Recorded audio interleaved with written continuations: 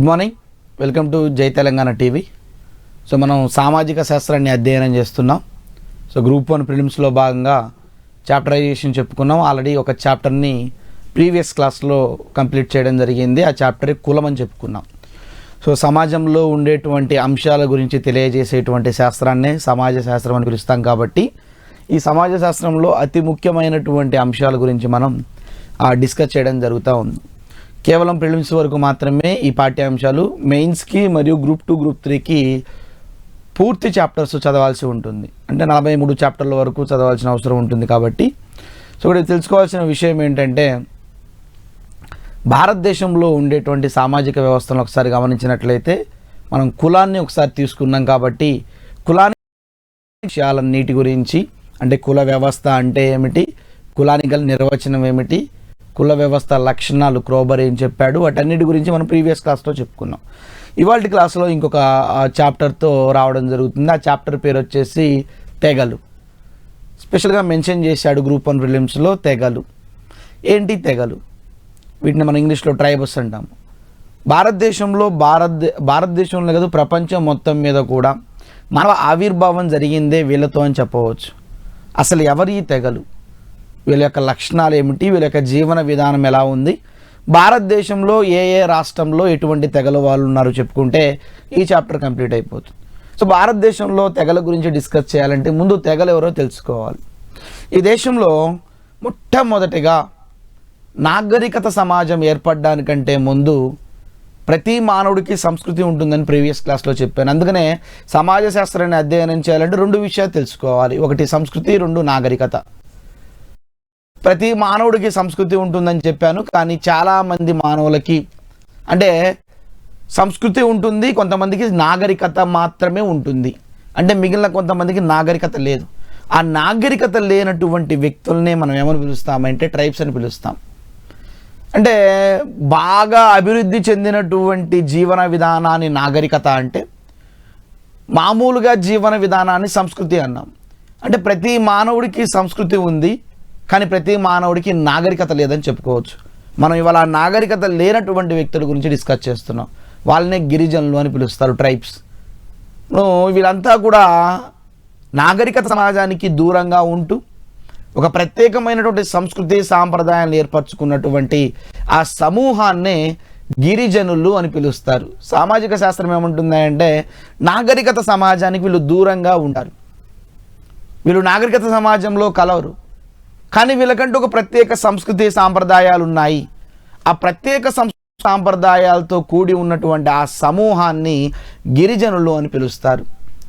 భారతదేశంలో గిరిజనులు అనగానే మనకు గుర్తొచ్చేటువంటి సామాజిక శాస్త్రవేత్త వెన్నెలకంటి రాఘవయ్య. సో భారతదేశంలో మొట్టమొదటిసారిగా ఈ తెగలపైన పరిశోధన చేసినటువంటి వ్యక్తి ఎవరంటే వెన్నెలకంటి రాఘవయ్య అని చెప్పుకోవచ్చు. అదే ప్రపంచం మొత్తం మీద కూడా ఈ యొక్క తెగలపైన అధ్యయనం చేసినటువంటి వ్యక్తి ఎవరంటే హెన్రీ మోర్గాన్గా చెప్పుకోవచ్చు.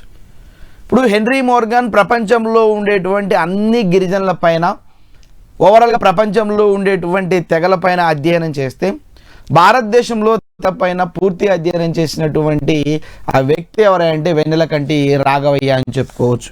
ఇతను రచించిన గ్రంథం మనకి ఇంపార్టెంట్, ట్రైబ్స్ ఇన్ ఇండియా అనే గ్రంథాన్ని రచించాడు. ఈ ట్రైబ్స్ ఇన్ ఇండియా భారతదేశంలో గిరిజనులు అనేటువంటి ఒక బుక్ రాసి, గ్రంథాన్ని రాసి గిరిజనుల యొక్క జీవన విధానాన్ని తెలియజేశాడు. వాళ్ళ లక్షణాలు ఎలా ఉంటాయి, వాళ్ళ ఆహార విధానం ఎలా ఉంటుంది, వాళ్ళ సాంప్రదాయం ఎలా, వాళ్ళ వివాహ వ్యవస్థ ఎలా ఉంటుంది, వాళ్ళ మత సాంప్రదాయాలు ఎలా ఉంటాయి, పూర్తిగా అధ్యయనం చేసిన వ్యక్తి ఎవరంటే వెన్నెలకంటి రాఘవయ్య అని చెప్పుకోవచ్చు.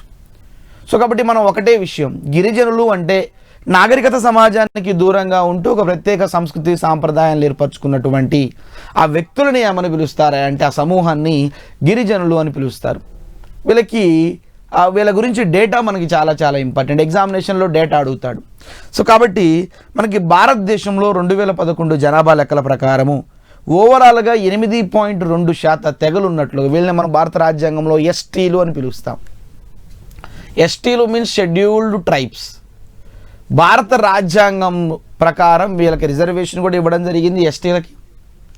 సో వీళ్ళంతా నాగరికత లేనటువంటి వ్యక్తులు. సంస్కృతి ఉంది కానీ నాగరికత లేదు. ఇప్పుడిప్పుడే నాగరికత నేర్చుకొని గ్రామాల్లోకి అడుగు పెడుతున్నారు. యాక్చువల్లీ గ్రామాల నుంచి నగరాలు, నగరాల నుంచి పట్టణాలు, పట్టణాల నుంచి ఇతర దేశాలకు వెళ్ళిపోతూ ఉంటారు. అప్పుడు బాగా నాగరికత అభివృద్ధి చెందినట్టుగా చెప్పుకోవాలి. కానీ అంత నాగరికత చెందినటువంటి గిరిజనులు వీళ్ళు ఇవాళకి మీరు చూడండి వేషధారణ చాలా డిఫరెంట్గా ఉంటుంది. అంటే హైదరాబాద్లో ఉండేటువంటి వ్యక్తుల యొక్క జీవన విధానం ఒక విధంగా ఉంటే చెంచు జాతి అడవుల్లో నివసించేటువంటి గిరిజన జాతుల యొక్క జీవన విధానం ఒక విధంగా ఉందని చెప్పుకోవచ్చు. అనేక రకాల సారూప్యతలు ఉన్నాయి. వాళ్ళకి ఒక రకమైనటువంటి మత వ్యవస్థ ఉంటే మనకు ఒక రకమైనటువంటి మత వ్యవస్థ ఉంది. వాళ్ళకు ఒక రకమైనటువంటి విద్యా వ్యవస్థ ఉంటే మనకు ఒక రకమైన విద్యా వ్యవస్థ ఉంది. సో కాబట్టి మనకి డేటా ఇంపార్టెంట్. కాబట్టి ఇక్కడ నేనేం చెప్తున్నాను, 2011 జనాభా లెక్కల ప్రకారము 8.2% తెగల ప్రజలు ఉన్నట్లుగా మనకి NSSO అంచనా చెప్తుంది.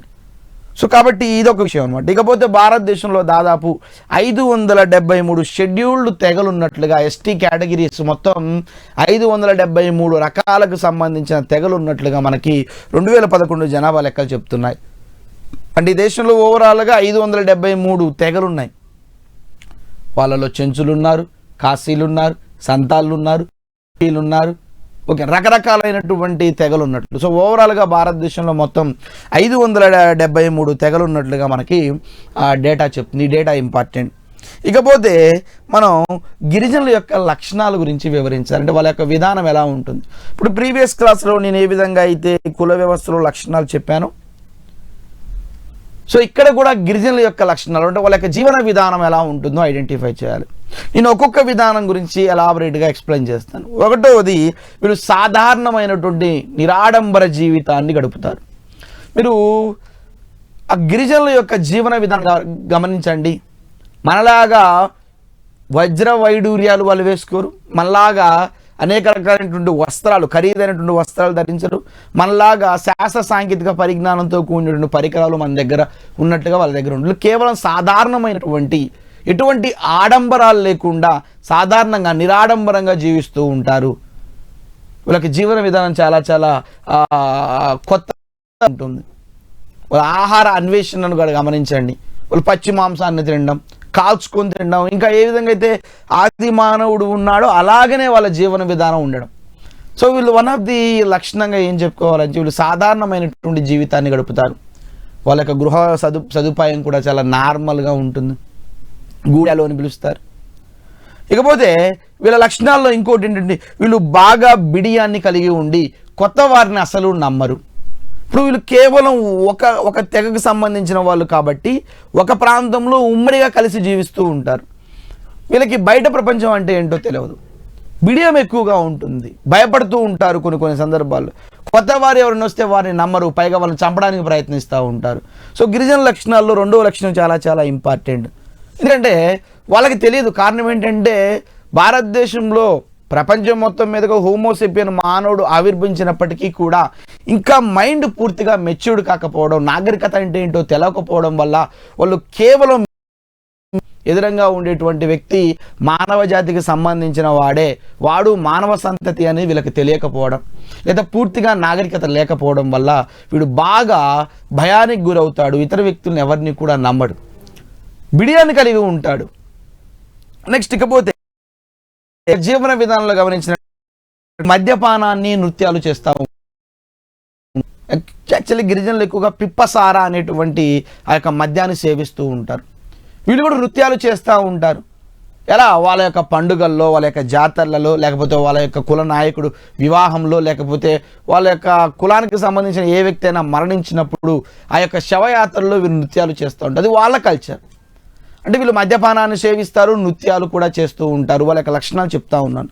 ఇకపోతే వీళ్ళు స్థిర లేదా సంచార జీవితాన్ని గడుపుతున్నారు. మీరు బాగా గమనించండి, మానవ ఆవిర్భావం జరిగినప్పుడు మొట్టమొదటిగా మానవుడు వలసలు వెళ్ళాడు, సంచార జీవితాన్ని కొన్ని రోజులు ఇక్కడ, కొన్ని రోజులు. కారణం ఏంటంటే ఆహార సదుపాయం సరిగా లేకపోవడం. అంటే సదుపాయం లేనంత వరకు సంచార జీవితాన్ని గడిపాడు. ఒక ప్రాంతానికి వెళ్ళాడు, 15 రోజులు 20 రోజులు ఉన్నాడు, తనకు ఆహారం దొరికినంతసేపు ఉన్నాడు. ఆహారం తగ్గిపోతుంది, ఆహారం దొరకట్లేదు, ఎక్కడ ఆహారం దొరుకుతుందో అక్కడికి వెళ్ళిపోతున్నాడు. స్థిర మానవుడు కేవలం వలసలు ఏర్పాటు చేసుకున్నాడు. సంచార ఒక నదికి వెళ్ళాడు, అక్కడ కొంతకాలం ఉన్న తర్వాత వేట బాగా, వాడి యొక్క ప్రధాన ఆహారం ఏంటంటే వేట చేశాడు, అనేక రకాల జంతువులను చంపుకొని తిన్నాడు. ఇక వేట చేయడానికి జంతువులు లేవు, ఆటోమేటిక్గా వాడి జీవనాన్ని మార్చుకుంటూ వెళ్ళాడు. ఇలా ఉత్తర భారతదేశం నుంచి దక్షిణ భారతదేశం నుంచి దక్కన్ నుంచి మహారాష్ట్ర, అన్ని ప్రాంతాలకు అడవుల్లో సంచరిస్తూ సంచార జీవితం చేశాడు. తర్వాత మానవుడు కాస్త అభివృద్ధి చెందాడు, గిరిజనులు కూడా కొంచెం అభివృద్ధి చెందారు. అభివృద్ధి చెంది ఏం చేసుకున్నారు, గిరిజనులు పోడు వ్యవసాయాన్ని స్టార్ట్ చేశారు. అంటే అక్కడ ఉన్నటువంటి చెట్లు, చేమలు, అనేక రకాల వాటన్నిటిని నరికి వ్యవసాయాన్ని స్టార్ట్ చేశారు. ఎప్పుడైతే మానవుడు వ్యవసాయాన్ని స్టార్ట్ చేశాడో వాడు స్థిర నివాసాన్ని ఏర్పాటు చేసుకున్నాడు. అంటే నదీ తీర ప్రాంతంలో నీరు ఉండాలి, వ్యవసాయానికి ప్రధాన మార్గం నీరు కాబట్టి నీరు ఉండాలి. కాబట్టి గంగా నదీ తీర ప్రాంతాల్లోనో సింధు తీర ప్రాంతాల్లోనో ఎక్కడైనా నదీ తీర ప్రాంతంలో ఒక రకమైనటువంటి షెల్టర్ వేసుకొని గుహల్లోనో లేకపోతే అనేక రకాల గూడాలు నిర్మించుకొని ఉండి వ్యవసాయాన్ని ఎప్పుడైతే మానవుడు స్టార్ట్ చేశాడో ఆటోమేటిక్గా అప్పటి నుంచి మానవుడు వలస జీవితాన్ని ఆప్ చేసి, అంటే వలస జీవితాన్ని రద్దు చేసుకొని స్థిర నివాసాన్ని ఏర్పాటు చేసుకున్నాడు. అంటే ఒక రీజన్ చెప్పుకోవచ్చు, స్థిర నివాసం ఏర్పడడానికి గల ప్రధాన కారణం వ్యవసాయం అని కూడా చెప్పుకోవచ్చు. అంటే నేను చెప్తున్నా, నాగరికత లక్షణాలు లేవు, కానీ నాగరికత లక్షణాలకి నేర్చుకున్నవాడు నాగరికుడు అయ్యాడు, నేర్చుకున్నవాడు ఇంకా గిరిజనుడుగానే మిగిలిపోయాడు. ఇవాళ 573 తెగలంతా కూడా నాగరికత నేర్చుకోలేదు, అందుకనే వాళ్ళు గిరిజనులుగా మారిపోయారు. వాళ్ళకి కేవలం సంస్కృతి మాత్రమే ఉంది, సాంప్రదాయాలు మాత్రమే ఉన్నాయి, నాగరికత లేదు, అభివృద్ధి చెందినటువంటి జీవన విధానం కూడా లేదు. సో ఎప్పుడైతే అభివృద్ధి జీవన విధానం లేదో ఆటోమేటిక్గా అతను అనాగరికుడుగానే మిగిలిపోతాడు. సో అదొక లక్షణంగా చెప్పుకోవచ్చు. ఇంకోటి, వీళ్ళ యొక్క ప్రధాన జీవనాధారంలో ప్రధానమైనటువంటి భాగం ఏంటంటే వేట అని చెప్పుకోవచ్చు. మొట్టమొదటిగా గిరిజనులు ఎక్కువగా దేనికి ప్రిఫరెన్స్ ఇచ్చారంటే వేటకే ఇచ్చారు. స్త్రీలకు ఒక రకమైన పనులు, పురుషులు ఒక రకమైన పనులు చేశారు. స్త్రీలు కాయలు, కూర్లు, వేర్లు తీసుకొస్తుంటే పురుషులు అనేక రకాల జంతువుల్ని వేటాడి ఆ మాంసాన్ని తీసుకొచ్చి గూడెంలో పంచుకొని తినేవారు, అంటే పచ్చి మాంసాన్ని తినేవారు. సో వేటాడడం వీళ్ళ యొక్క ప్రధాన వృత్తిగా మనం చెప్పుకోవచ్చు. వాడు ఎవరు కడుపు నింపాలంటే వేటే. అందుకని ఆనాటి కాలంలో మొట్టమొదటి ఆర్థిక వ్యవస్థ ఏంటంటే వేటే. ఈ దేశంలో మానవుడి యొక్క ఫస్ట్ ఎకానమీ ఏంటంటే హంటింగ్ ఎకానమీ, వేట ఆర్థిక వ్యవస్థగా కొనసాగింది. తర్వాత అనేక మార్పులు తీసుకొచ్చి వాళ్ళ సేవా రంగానికి అడిగి వచ్చాం మనం. ఇంకా వాడు వేట దగ్గరే ఉన్నాడు, వాడికి ఆకలి అవుతుంది, ఒక జంతువుని చూశాడు, వేటాడాడు, చంపాడు, తిన్నాడు, దట్స్ ఆల్. వాడి తర్వాత ఆలోచన ఇంకా పెరగలేదు, అందుకని అనాగరికుడిగా అని చెప్పుకోవచ్చు. ఇకపోతే వీళ్ళ యొక్క గిరిజనులకు సంబంధించి, తెగలకు సంబంధించి వీళ్ళ మత విశ్వాసాలు కూడా ఎక్కువగా ఉంటాయి. వీళ్ళు ఎక్కువగా బ్లాక్ మ్యాజిక్ వంటి మూఢనమ్మకాలను ఎక్కువగా నమ్ముతారు. వీరు ప్రకృతిని పూజిస్తారు, చెట్లని, పాములని, పావురాలని, పులిని, ఓకేనా, పంచభూతాలను అన్నింటినీ కూడా వీళ్ళని అంటే మన సమాజంలో కూడా మత విశ్వాసాలు ఉన్నాయి, వాళ్ళ సమాజంలో కూడా ఉన్నాయి. బట్ ద డిఫరెన్స్ ఏంటంటే వాళ్ళ మత విశ్వాసాలు వాళ్ళకు అనుగుణంగా ఉంటే మన మత విశ్వాసాలు మనకు అనుగుణంగా ఉన్నాయి. వాళ్ళు అనేక రకాలైనటువంటి మతం పేరు, అంటే ఒక పర్టికులర్ మతం పేరు కాదు కానీ వాళ్ళకి విధానాన్ని నమ్మేవారు, ప్రకృతిని పూజించేవారు, ఎక్కువగా మూఢనమ్మకాలు ఉండేవి, చెట్లను పూజించేవారు, తెగ నాయకుడిని పూజించేవారు. మనం ఒక మతాన్ని పెట్టుకున్నాం, హిందూ మతం అని, ముస్లిం మతం అని, క్రైస్తవ మతం అని, మనకు త్రిమూర్తులని, అల్లా అని, యేసు ప్రభు, యెహోవా అని చెప్పేసి మనం పిలుచుకుంటా ఉన్నాం. అంటే మన మత విశ్వాసాలు ఒక విధంగా ఉంటే వాళ్ళ మత విశ్వాసాలు ఒక విధంగా. సో ఓవరాల్గా మనతో పోల్చి చూస్తే ఎక్కువ మత విశ్వాసాలు వాళ్ళకే ఉన్నాయి. వాళ్ళు ఎక్కువగా ఈ యొక్క మూఢాచారాలను కూడా, నలుపు ఇంద్రజాలాన్ని ఎక్కువగా నమ్ముతారు. కాబట్టి గిరిజనులకు సంబంధించిన విషయాల్లో మత విశ్వాసాలు ఎక్కువగా ఉన్నాయని చెప్పుకోవచ్చు. నెక్స్ట్ ఇకపోతే లిపి లేని మాండలికాలు ఎక్కువగా కనిపిస్తూ ఉంటాయి. యాక్చువల్లీ మీరు లిపి వేరు, భాష వేరు అని చెప్పాను నేను. కొన్ని శబ్దాల సమూహాన్ని భాషగా అంటే సమూహాన్ని రాసినట్లయితే, లిఖితపూర్వకంగా రాసినట్లయితే దాన్ని స్క్రిప్ట్, లిపి అని పిలుస్తారు. కానీ భాషలో వివిధ మాండలికాలు ఉంటాయి, మీకు తెలుసో తెలియదు. తెలంగాణలోనే ఉత్తర తెలంగాణ మాండలికం ఒక విధంగా ఉంటుంది, దక్షిణ, బట్ భాష మాత్రం ఒకటి, తెలుగు భాష. మాట్లాడే యాస వేరువేరుగా ఉంటుంది. సో గిరిజనుల్లో కూడా లిపి లేకపోవడం, నేను చెప్పాను నాగరికత మొదటి లక్షణాల్లో మాట్లాడే భాషకు లిపి ఉండాలంటున్నాను. ఎప్పుడైతే మాట్లాడే భాషకు లిపి ఉంటుందో ఆటోమేటిక్గా వాళ్ళు నాగరికులుగా చెప్పుకోవచ్చు. మాట్లాడే భాషకు లిపి ఉంటే నాగరికుడు. సో ఇక్కడ భాషకు లిపి లేదు, మాండలికాలు ఉన్నాయి. సో లిపి లేకపోతే అనాగరికుడు. సో వీళ్ళకి లిపి లేదు, కాకపోతే మాటలు మాత్రం మాట్లాడుతూ ఉంటారు, భాష మాత్రం ఉపయోగిస్తూ ఉంటారు. సో ఆ విధానాన్ని కూడా మీరు ప్రాచీన ఆర్థిక వ్యవస్థ చాలా చాలా ఇంపార్టెంట్. ప్రాచీన ఆర్థిక వ్యవస్థ మీరు ఏ దేశాన్ని గమనించండి, ఏ సమాజాన్ని గమనించండి, మోస్ట్ ప్రయారిటీ దేనికి ఇస్తారంటే ఎకానమీకి ఇస్తారు. మీ కడుపు నింపడమే మీ ఎకానమీ అండి, ఒకటే గుర్తుపెట్టుకోండి. మొట్టమొదటిగా మానవుడి యొక్క ఆర్థిక వ్యవస్థ వేటాడడం దేనికోసం? ఆహార సంగ్రహణ కోసం. ఇప్పుడు వాడి యొక్క దశలను ఒకసారి గమనిద్దాం. సార్ నేను వేటాడడం అని చెప్పాను కాబట్టి ఆర్థిక వ్యవస్థను ఒకసారి దశలు వివరిస్తాను మీకు. ప్రాచీన కాలం నుండి నేటి కాలం వరకు ఆర్థిక వ్యవస్థలో అనేక రకాలైనటువంటి మార్పులు వచ్చాయి, విపరీతమైన మార్పులు వచ్చాయి. మొట్టమొదటిగా మానవుడు ఏం చేశాడంటే చెట్ల యొక్క వేర్లు లాక్కుని తిన్నాడు. తర్వాత మానవుడు వేటాడడం మొదలుపెట్టాడు. వేటాడిన కొన్ని వందల సంవత్సరాల తర్వాత మానవుడు పశు పోషణ చేశాడు, అంటే పశువులను మచ్చిక చేసుకున్నాడు. అంటే ఇప్పటి వరకు జంతువుల్ని కష్టపడి వేటాడేది, ఇప్పుడు అవసరం లేదు, పశువులను మచ్చిక చేసుకున్నాడు. వాడికి కాయలు పండ్లు కూరగాయలు దొరకనప్పుడు వాడి దగ్గర ఉన్నటువంటి పశువుల్ని చంపుకొని తినేవాడు. అంటే వాడికి కొంచెం జ్ఞానం పెరిగింది, మైండ్ పెరిగింది, హోమోసెపియన్గా మారాడు. కాబట్టి మైండ్ అంటే పశు పోషణ అయిపోయిన కొన్ని వందల సంవత్సరాల తర్వాత మానవుడు వ్యవసాయాన్ని నేర్చుకున్నాడు. నవీశిలాయుగంలో మానవుడు వ్యవసాయాన్ని నేర్చుకున్నాడు. వ్యవసాయాన్ని నేర్చుకున్న తర్వాత మానవుడు పారిశ్రామికరణకు వచ్చాడు. పారిశ్రామికరణ వచ్చిన మానవుడు నేటి సేవారంగంలో ముందంజలో ఉన్నాడు. అంటే వేట దగ్గర స్టార్ట్ అయినటువంటి ఆర్థిక వ్యవస్థ సేవారంగం వరకు కొనసాగుతూ ఉంది. సార్ సేవారంగం కొనసాగుతుందంటే పాత ఆర్థిక వ్యవస్థలు లేవనా? ఎందుకు లేవండి, అన్నీ ఉన్నాయి. హైదరాబాద్లో సేవారంగంతో ఉండేటువంటి ఆర్థిక వ్యవస్థ ఉంటే ఇవాళకి చెంచు గ్రామాల్లో వేటాడేటువంటి ఆర్థిక వ్యవస్థ ఉంది. సో పాత వ్యవస్థ కొత్త వ్యవస్థ వచ్చిందంటే పాత వ్యవస్థ పోయినట్టు కాదు. పాత వ్యవస్థ ఉన్నప్పటికీ కొత్త వ్యవస్థ కొత్త పుంజలు దొరికిందని, కొత్త రకమైనటువంటి విధానాన్ని తొక్కిందని అర్థం. సో వేటాడే ఆర్థిక వ్యవస్థ వీళ్ళకి గిరిజనలో చాలా చాలా ఆర్థిక వ్యవస్థగా మనం చెప్పుకోవచ్చు. వాళ్ళ జీవన విధానం మొత్తం కూడా వేట మీదనే ఆధారపడి ఉంది. తొలుత మానవుడు స్టార్ట్ చేశాడు, పచ్చి మాంసాన్ని తిన్నాడు. తర్వాత కొంచెం మైండ్ ఉపయోగించి చేసుకోవడం స్టార్ట్ చేశాడు. తర్వాత రాయి కలిస్తే నిప్పు వచ్చిందని కనుక్కొని నిప్పును కనుక్కున్న మానవుడు కాల్చుకొని తినడం స్టార్ట్ చేశాడు. కాల్చుకొని తిన్న మానవుడు తర్వాత వండుకోవడం తినడం స్టార్ట్ చేశాడు. అంటే అనేక దశలు వచ్చింది. విచిత్రం ఏంటంటే ఈ దశలు రావడానికి కేవలం 1-2 సంవత్సరాలు పట్టలేదు మిత్రులారా, కొన్ని వేల సంవత్సరాలు పట్టింది. అందుకనే చాలామంది రచయితలు ఏమంటారే అంటే వస్త్రాలు లేని ఆనాటి నుంచి అస్త్రాలు సాధించిన ఈనాటి వరకు మానవుడి యొక్క కీర్తి చెప్పలేనటువంటిది.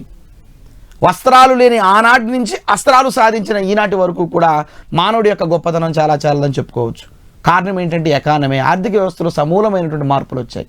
అది తెగలకు సంబంధించినటువంటి లక్షణాలు. అంటే వాళ్ళు ఏ విధంగా ఉంటున్నారనే విధానాన్ని మనం గమనిస్తున్నాం. సో లక్షణాలు చాలా చాలా ఇంపార్టెంట్. ఇకపోతే తెగల్లో ఉండేటువంటి ఇంకొక విధానం ఏంటంటే అంతర్వివాహ పద్ధతి అమల్లో ఉంటుంది. ప్రీవియస్ క్లాస్లో ఒక కులానికి సంబంధించినటువంటి వ్యక్తిని వివాహ పద్ధతి అన్నాను. ఇక్కడ అంతర్వివాహ తెగకు సంబంధించి కుల వ్యవస్థ ఇక్కడ రాలేదు, కేవలం నాగరికత సమాజంలో కుల వ్యవస్థ వచ్చింది. మీరు గిరిజనలో కుల వ్యవస్థ ఉండదు. విషయం ఏంటంటే అంతర్వివాహ పద్ధతిలో ఒక తెగకు సంబంధించినటువంటి వ్యక్తి అదే తెగకు సంబంధించిన స్త్రీని పెళ్లి చేసుకుంటే అది అంతర్వివాహ పద్ధతి. అంటే వాడు ఏమవుతున్నాడు, అదే తెగకు సంబంధించిన వ్యక్తిని పెళ్లి చేసుకుంటున్నాడు, వేరే తెగకు సంబంధం లేదు. అందుకని వాళ్ళకి బిడియం ఎక్కువగా, ఇతరులు అంటే నమ్మకం లేకపోవడం అనేది జరుగుతూ ఉంటుంది. కారణం ఏంటంటే వాళ్ళలోనూ వాళ్ళు ఏర్పాటు చేసుకుంటూ వస్తున్నారు వాళ్ళ సంతతిని. సో అంతర్వివాహ పద్ధతి ఒకటి ఉంది. ఇకపోతే ఉమ్మడి నిద్రశాలలు ఎక్కువగా ఉంటాయి. యాక్చువల్లీ ఇది చాలా ఇంపార్టెంట్. తెలుసుకోవాల్సినటువంటి అర్థం ఏమిటో తెలుసుకోవాలి. ఉమ్మడి నిద్రశాలలు యాక్చువల్లీ గిరిజనుల్లో విద్యాబుద్ధులు నేర్పించే కేంద్రముని ఉమ్మడి నిద్రశాల లేదా యువత నిద్రశాల అంటే పడుకోవడం కాదు. యువత నిద్రశాల అంటే గిరిజనులకు విద్యాబుద్ధులు నేర్పించే ఆ కేంద్రం, ఆ ఇన్స్టిట్యూషన్ ఏమని పిలుస్తారంటే యువత నిద్రశాలగా పిలుస్తారు. సార్ నాగరికత సమాజం కాదంటున్నారు, మళ్ళీ విద్యాబుద్ధులు నేర్పించడం ఏమిటి? మీకు ఎమ్మటే డౌట్ రావచ్చు. సార్ విద్యాబుద్ధులు నేర్పడం అంటే మన ఐఏఎస్, యూపీఎస్, టీఎస్పీఎస్సీ ప్రిపరేషన్ కాదు. అక్కడ విద్యాబుద్ధులు అంటే వాళ్ళ యొక్క వేటకు కావాల్సిన విధానాన్ని ఒక ప్రత్యేకమైన ప్రదేశంలో నేర్పించడం. ధనుర్బాణోత్సవం, బాణాలు ఎలా సంధించాలి, వేట ఎలా చేయాలి, శత్రువులు వస్తే ఎలా ఎదుర్కోవాలి, వీటన్నిటిని నేర్పించే ఒక training institution. So training institution కాబట్టి దీన్ని ఏమని పిలుస్తారంటే యువత నిద్రశాల అని పిలుస్తారు. గిరిజనులు ఎక్కువగా యువత నిద్రశాల ఎక్కువగా ఉంటుంది. ఎగ్జాంపుల్ ఒరాన్, మూండా, ఓ, ఈ తెగలండి. ఈ తెగలు ఎక్కువగా యువత నిద్రశాల ఎక్కువగా కనిపిస్తూ ఉంటుంది.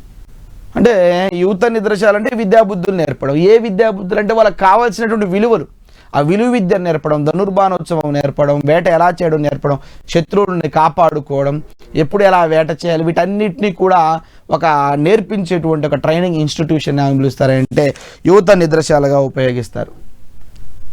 సో ఇది వీళ్ళకు ఉండేటువంటి విషయం. ఇకపోతే మనం తెలుసుకోవాల్సిన విషయం ఏంటంటే మనకు ఒక సామాజిక శాస్త్రవేత్త బిఎస్ గుహ అనేటువంటి వ్యక్తి భారతదేశం మొత్తాన్ని అధ్యయనం చేసి అసలు ఏ ప్రాంతంలో ఏ తెగల వాళ్ళు ఉన్నారు, ఎంత శాతం మంది ఉన్నారని అధ్యయనం చేశాడు. ఆ అధ్యయనం చేసిన వ్యక్తి పేరు చాలా చాలా ఇంపార్టెంట్ అమ్మా, బిఎస్ గుహ. తెగలను దాదాపు 4 మండలాలుగా ఉపయోగించాడు లేదా విభజించాడు. ఒక్కొక్క మండలంలో ఏ ప్రాంతంలో ఏ మండలం ఉంది, ఎంత శాతం ఉంది. శాతం చాలా ఇంపార్టెంట్ అండి, ఎంత శాతం ఉన్నది. ఉత్తర భారతదేశంతో పోల్చి చూస్తే దక్షిణ భారతదేశం చాలా తక్కువ, ఎక్కువగా మధ్య మండలంలో ఎక్కువగా మనకి గిరిజనులు ఎక్కువగా ఉన్నట్లుగా మనకి బిఎస్ గుహ చెప్తున్నాడు. ఈయన మొత్తానికి బిఎస్ గుహ 4 మండలాలుగా విభజించాడు. ఒకటోది ఉత్తర ఈశాన్య మండలం, ఉత్తరము ఈశాన్య మండలము, మధ్య లేదా కేంద్ర మండలం, పశ్చిమ మండలము, దక్షిణ మండలం. ఈ ప్రాంతాలని కేటగిరీలుగా విభజించినటువంటి బిఎస్ గుహ ఏ ప్రాంతంలో ఏ రకాలైనటువంటి ఏ రాష్ట్రాలలో ఏ రకమైనటువంటి తెగలు ఉన్నారో గుర్తించాడు. ఇప్పుడు ఫర్ ఎగ్జాంపుల్ ఉత్తర ఈశాన్య మండలానికి వెళ్ళినట్లయితే ముందుగా ఉత్తర ఈశాన్య మండలంలో మనకి ఏ రాష్ట్రాలు వస్తాయంటే జమ్మూ కాశ్మీర్, ఉత్తరప్రదేశ్, అస్సాం, త్రిపుర, మిజోరాం, నాగాలాండ్. ఈ ప్రాంతాలన్నింటిలో కూడా అనేక రకాల తెగలు ఉన్నారు. దాదాపు 11% గిరిజన జనాభా నివసిస్తుందని బిఎస్ గుహ తన రచనలో పేర్కొన్నాడు. అంటే ఉత్తర ఈశాన్య మండలంలో 11% మంది గిరిజనులు ఉన్నట్లుగా బిఎస్ గుహ చెప్తున్నాడు. ఆ 11% మంది కూడా ఈశాన్య రాష్ట్రాలు అస్సాం, త్రిపుర, నాగాలాండ్, మిజోరాం ఇటువంటి ప్రాంతాల్లో ఉన్నారు. ఎవరెవరు ఉన్నారనేది మనకి ఇంపార్టెంట్. ఇక్కడి నుంచి ప్రశ్న అడుగుతాను.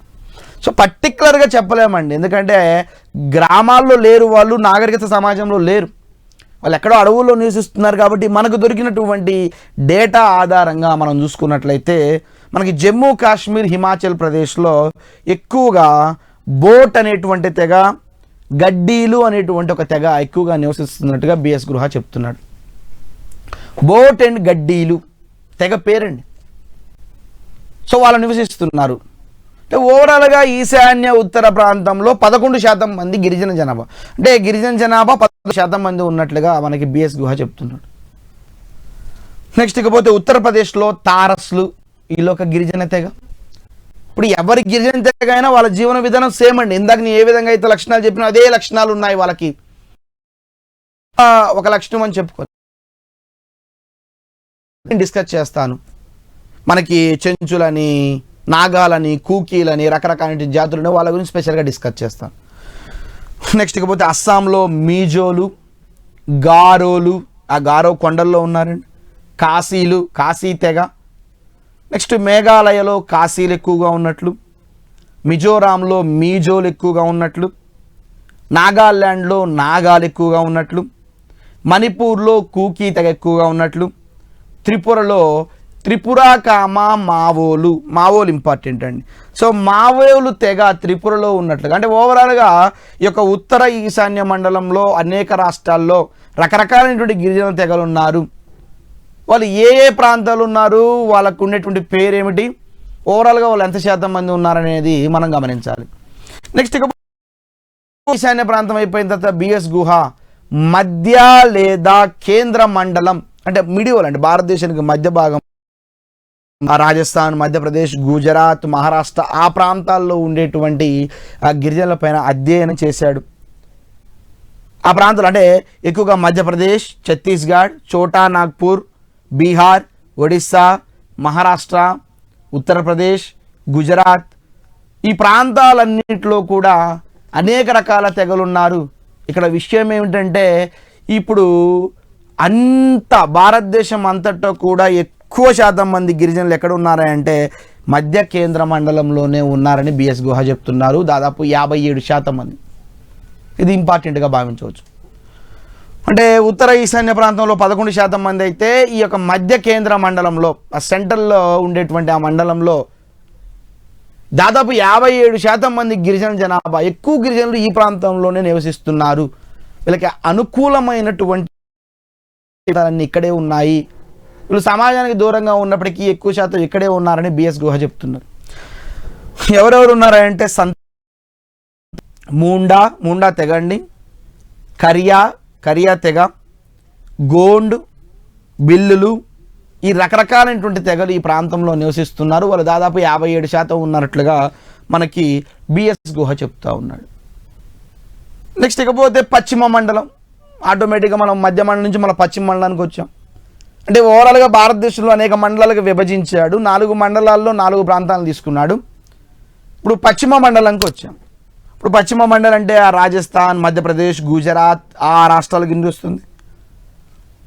ఎక్కువగా మనకి మధ్యప్రదేశ్, గుజరాత్, మహారాష్ట్రలో ఈ తెగలు కనిపిస్తూ ఉన్నారు. రాజస్థాన్లో బిల్లులు ఉన్నట్లుగా బిల్లులు తెగ, అదే రాజస్థాన్లో మీనాలు అనేటువంటి ఒక తెగ ఉంది. అదే రాజస్థాన్లో గరాసియాలు తెగ పేరండి, గరాసియా. నెక్స్ట్ మధ్యప్రదేశ్లో సంతాళ్ళు, బిల్లులు, గుజరాత్లో బిల్లులు, దూబ్లాలు, రకరకాల తెగల పేర్లండి. నెక్స్ట్ ఇకపోతే మహారాష్ట్రలో బిల్లులు, కోళ్ళు, మహాదేవు తెగ అండి, మహారాష్ట్రలో కనిపిస్తూ ఉంటుంది అటవీ ప్రాంతంలో. సో కాబట్టి ఇక్కడ పశ్చిమ మండలంలో రకరకాల తెగలు ఉన్నాయి, వాళ్ళ పేర్ల గురించి డిస్కస్ చేశాం. నెక్స్ట్ ఇకపోతే దక్షిణ మండలానికి వద్దాం. ఇది కొంచెం ఇంపార్టెంట్ అండి, ఎందుకంటే తక్కువ మంది ఉన్నారు కాబట్టి ఇంపార్టెంట్ అని కాదు. ఇక్కడ ఆంధ్రప్రదేశ్ తెలంగాణ ప్రస్తావన వచ్చింది. నీకు సోషియాలజీలో ఒకవేళ టీఎస్పీఎస్సీలు అడిగితే తెలంగాణ ఆంధ్రప్రదేశ్లో గిరిజనుల పేర్లు అడిగే అవకాశం ఉంది. సో గిరిజనుల పేర్లు అవకాశం ఉంది కాబట్టి ఒకసారి గమనించినట్లయితే ఇక్కడ మనం దాదాపు 7% మంది మాత్రమే గిరిజనులు ఉన్నట్లుగా 7% మంది మాత్రమే గిరిజనులు ఉన్నట్లుగా మనకి దక్షిణ మండలంలో బిఎస్ గుహ చెప్తున్నాడు. వాళ్ళ రాష్ట్రం పేరు, వాళ్ళు ఉండేటువంటి వ్యక్తుల పేరు. మన కింద ఉన్నటువంటి తమిళనాడు ప్రాంతంలో తోడా తెగ మోస్ట్ ఇంపార్టెంట్, నీలగిరి కొండల్లో ఉంటారు వీళ్ళు. నెక్స్ట్ కదర్లు, యురాలీలు. నెక్స్ట్ ఇకపోతే కేరళకు వస్తే కేరళలో పులయన్లు, పనియన్ తెగ అండి. నెక్స్ట్ ఇకపోతే కర్ణాటక వస్తే నైకోడలు, మెరాటిన్ ఈ తెగ పేరండి, మోస్ట్ ఇంపార్టెంట్. ఆంధ్రప్రదేశ్లోకి వస్తే కోయలు, కోండులు, గదబలు,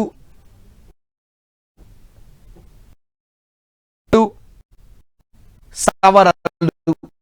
ఆంధ్రప్రదేశ్లో ఉండే శ్రీకాకుళం ఆ ఏరియాలో ఉండేటువంటి ఎక్కువ తెగలు ఇక్కడ నివసిస్తూ ఉంటారు. సో ఈ తెగ పేర్లు. నెక్స్ట్ తెలంగాణ విషయానికి వస్తే గోండులు, లంబాడాలు, వీళ్ళని మనం బంజారాలు అని పిలుస్తాం. వాళ్ళ గురించి స్పెసిఫిక్గా నేను చెప్తాను, ఎందుకంటే వీళ్ళు నాగరికత నేర్చుకొని ఇప్పుడే గ్రామాల్లోకి వస్తున్నారండి. చిన్న ప్రాంతానికి దగ్గరగాను గ్రామంలోనే ఉంటున్నారు. సో బంజారాలు, కోయలు, చెంచులు. సో చెంచులు సరిహద్దు ప్రాంతాల్లో నివసిస్తూ ఉన్నారు. మనం ఇందాక నేను చెప్పుకున్న నల్లమల్ల అటవీ ప్రాంతంలో చెంచు గిరిజన జాతి ఉంటుందని. ఎరుకలు మోస్ట్ ఇంపార్టెంట్. మనకి మహాభారతంలో వీడు ఎరుకల కులానికి సంబంధించిన వ్యక్తి, ఆ తెగకు సంబంధించిన వ్యక్తి. ఎరుకలు కాన్సెప్ట్ చాలా చాలా ఇంపార్టెంట్ అండి. ఎరుకలు ఎందుకు ఇంపార్టెంట్ అంటే వీళ్ళు ట్రైబ్స్ అయినప్పటికీ కూడా అటవీ ప్రాంతాల్లో ఉండట్లేదు. వీళ్ళు కూడా బంజారా మాదిరిగానే గ్రామాల్లోకి వచ్చారు, వేట చేస్తూ ఉంటారు. వీళ్ళ యొక్క ప్రధాన వృత్తి కూడా అదేనండి. కాకపోతే వీళ్ళు గ్రామాల్లోకి వచ్చినప్పటికీ కూడా వీళ్ళు గిరిజనులు. అందుకని వీళ్ళని ఇవాళకి ఎస్టీలు అని పిలుస్తాం, షెడ్యూల్డ్ ట్రైబ్స్. కేంద్ర రాష్ట్ర ప్రభుత్వాలు వీళ్ళకి అనేక రకాల పథకాలను కూడా ప్రవేశపెట్టింది. నెక్స్ట్ పోతే కోలాం తెగ తెలంగాణలో మీరు బాగా గుర్తుపెట్టుకోవాల్సింది ఎరుకల తెగ, బంజారా తెగ. నెక్స్ట్ పోతే అండమాన్ నికోబార్ దీవుల్లోకి చూసినట్లయితే అక్కడ కూడా మనకి జరావాలు, ఓంగీలు, అండమానీలు, వీళ్ళంతా ఇంపార్టెంట్ కాదు, కానీ సెంటినలీస్ అనేటువంటి తెగ చాలా ఇంపార్టెంట్. అండమాన్ నికోబార్ దీవుల్లో ఒక భయంకరమైనటువంటి తెగ సెంటినలీస్. వీళ్ళు చాలా బిడియంగా ఉంటారు. వీళ్ళ ఆర్థిక వ్యవస్థ వేటతోనే ఇంకా నడుస్తూ ఉంది. సో కాబట్టి అండమాన్ నికోబార్ దీవుల్లో సెంటినలీస్ చాలా చాలా ఇంపార్టెంట్. మీరు ఓవరాల్గా ఆంధ్రప్రదేశ్, తెలంగాణ, నెక్స్ట్ ఇకపోతే తమిళనాడు నీలగిరి కొండల్లో ఉండేటువంటి తోడాల గురించి తెలుసుకోవాల్సినటువంటి విధానం ఉంటుంది. ఇది తెగలకు సంబంధం. అంటే బిఎస్ గుహ ఏం చేశారంటే భారతదేశం మొత్తాన్ని కొన్ని మండలాలుగా విభజించి ఒక్కొక్క మండలంలో ఏ ఏ తెగ వారు ఉన్నారా అని చెప్పేసి చూడడం స్టార్ట్ చేశాడు.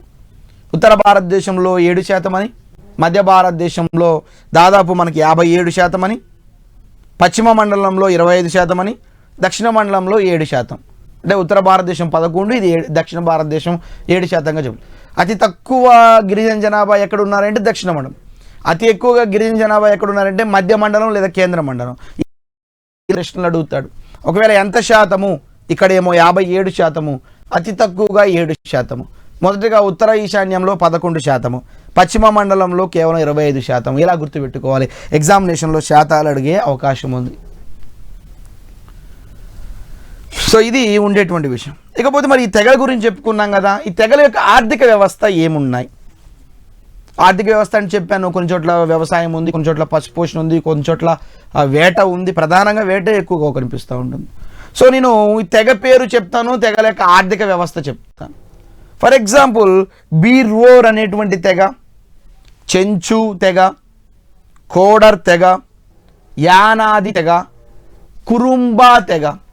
ఈ తెగలన్నీ కూడా నేటికి కూడా వాటి యొక్క ప్రధాన ఆర్థిక వ్యవస్థ ఏమిటంటే వేట అని చెప్పుకోవచ్చు. అంటే వాళ్ళు వేట ద్వారానే ఇంకా జీవనాన్ని కొనసాగిస్తూ ఉన్నారు. నెక్స్ట్ ఇంకొక తెగను చూసుకున్నట్టే తోడ, మనకి తమిళనాడులో నీలగిరి కొండల్లో వస్తుంది. ఈ తెగ ఈ తెగలు ఇప్పుడిప్పుడే పశుపోషణను ప్రారంభించాయి. అంటే వీళ్ళు వేటని దాటి పశుపోషణకు వచ్చారు. వీళ్ళు ఎక్కువగా పశుపోషణలో గొర్రెలని, గుర్రాలను మచ్చిక చేసుకున్నారు. పశుపోషణ అంటే నథింగ్ బట్ మచ్చిక చేసుకోవడం అండి. అంటే మానవుడు మొదటిగా ఏం చేశాడంటే ఆహార సంగ్రహం కోసము ఆహారం దొరకకపోతే పశువులను మచ్చిక చేసుకున్నాడు. మచ్చిక చేసుకుని ఆహారం దొరకకపోతే ఆ పశువులను తిన్నాడు. తర్వాత వ్యవసాయం స్టార్ట్ చేశాడు. వ్యవసాయం స్టార్ట్ చేసినప్పుడు మాంసం అవసరం లేదనుకున్నాడు, ఎందుకంటే పంటల ద్వారా వచ్చిన పంటను తినేవాడు. వీటిని ఇంకా మచ్చిక చేసుకున్నాడు. సో తోడా తెగలు ఎక్కువగా గుర్రాలను, గొర్రెలను ఎక్కువగా, అంటే గొర్రెలని, గుర్రాలను ఎక్కువగా పశుపోషణకు ఉపయోగించుకున్నట్టుగా మనకి సామాజిక శాస్త్రవేత్తలు చెప్తా ఉన్నారు. నెక్స్ట్ పోతే బోటియా తెగ, వీళ్ళు కూడా పశుపోషణ మీద ఆధారపడ్డారు. బట్ వీళ్ళు గేదెలను ఎక్కువగా ఉపయోగించుకున్నారు, గేదెలను. నెక్స్ట్ ఇకపోతే బైగా గోండ్ అనేటువంటి తెగ, బైగా తెగ మధ్యప్రదేశ్లో వస్తుంది. గోండు తెగ, వీళ్ళు పోడు వ్యవసాయం చేశారు. అంటే వీళ్ళు ఉన్నటువంటి సంచార జీవితాన్ని గడుపుకుంటూ వెళ్ళి ఆ ప్రాంతంలో ఉండేటువంటి ఆ చెట్లను అన్నింటినీ కొట్టేసి వ్యవసాయాన్ని స్టార్ట్ చేసి సంచార జీవితాన్ని వదిలి స్థిర జీవనానికి అలవాటు పడ్డారు. వీళ్ళు ఎక్కువగా పోడు వ్యవసాయం చేశారు. నెక్స్ట్ ఇకపోతే వరావన్ లేదా దాన్ని వరాన్ అంటారు, మూండా తెగ, నెక్స్ట్ మోస్ట్ ఇంపార్టెంట్ హో తెగ, సంతాల్ తెగ. వీళ్ళు స్థిర వ్యవసాయాన్ని స్టార్ట్ చేశారు. నేను ఎందుకు ఈ తెగల యొక్క ఆర్థిక వ్యవస్థ చెప్తున్నానే అంటే వేట నుండి పశుపోషణ, పశుపోషణ నుండి పోడు వ్యవసాయం, పోడు వ్యవసాయం నుండి స్థిర వ్యవసాయం. ఎప్పుడైతే మానవుడు స్థిర వ్యవసాయానికి వచ్చాడో అక్కడే స్థిరపడ్డాడు. అలా ఏర్పడ్డాయి గ్రామాలు. అలా గ్రామాలు ఏర్పడి నాగరికత నేర్చుకుని పట్టణాలకు వచ్చాడు. అంతే తేడా. అంటే పట్టణాలు రానివాడు గ్రామాల్లో ఉన్నాడు, గ్రామాలు రానివాడు గూడాల్లో ఉన్నాడు, గూడాలు రానివాడు ఆ యొక్క అడవుల్లో ఉన్నవాడు అనాగరికుడు, గూడాల్లో ఉన్నవాడు అనాగరికుడు, గ్రామంలో ఉన్నాడు కాస్త నాగరికత తెలిసినవాడు, పట్టణానికి వచ్చినవాడు బాగా అభివృద్ధి చెందినవాడు, ఇక అంతర్జాతీయ వ్యాపారం చేసినవాడు అసలైన నాగరికుడు. ఇలా మనం డిస్కస్ చేసుకుంటూ వెళ్ళాలి. అంటే మానవ విధానం కూడా మీరు అలాగనే గమనించాలి. అందుకని నేను ఎక్కువగా వీళ్ళ గురించి ఎందుకు చెప్తుంటే వీళ్ళు గిరిజనులు, వీళ్ళ గురించి మాత్రమే మన పాఠ్యాంశం.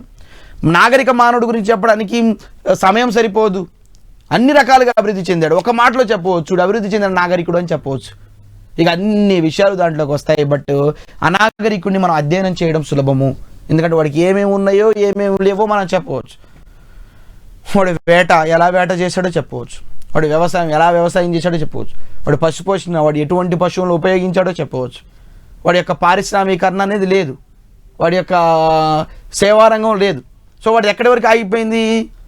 స్థిర వ్యవసాయం వరకు వచ్చి ఆగిపోయింది.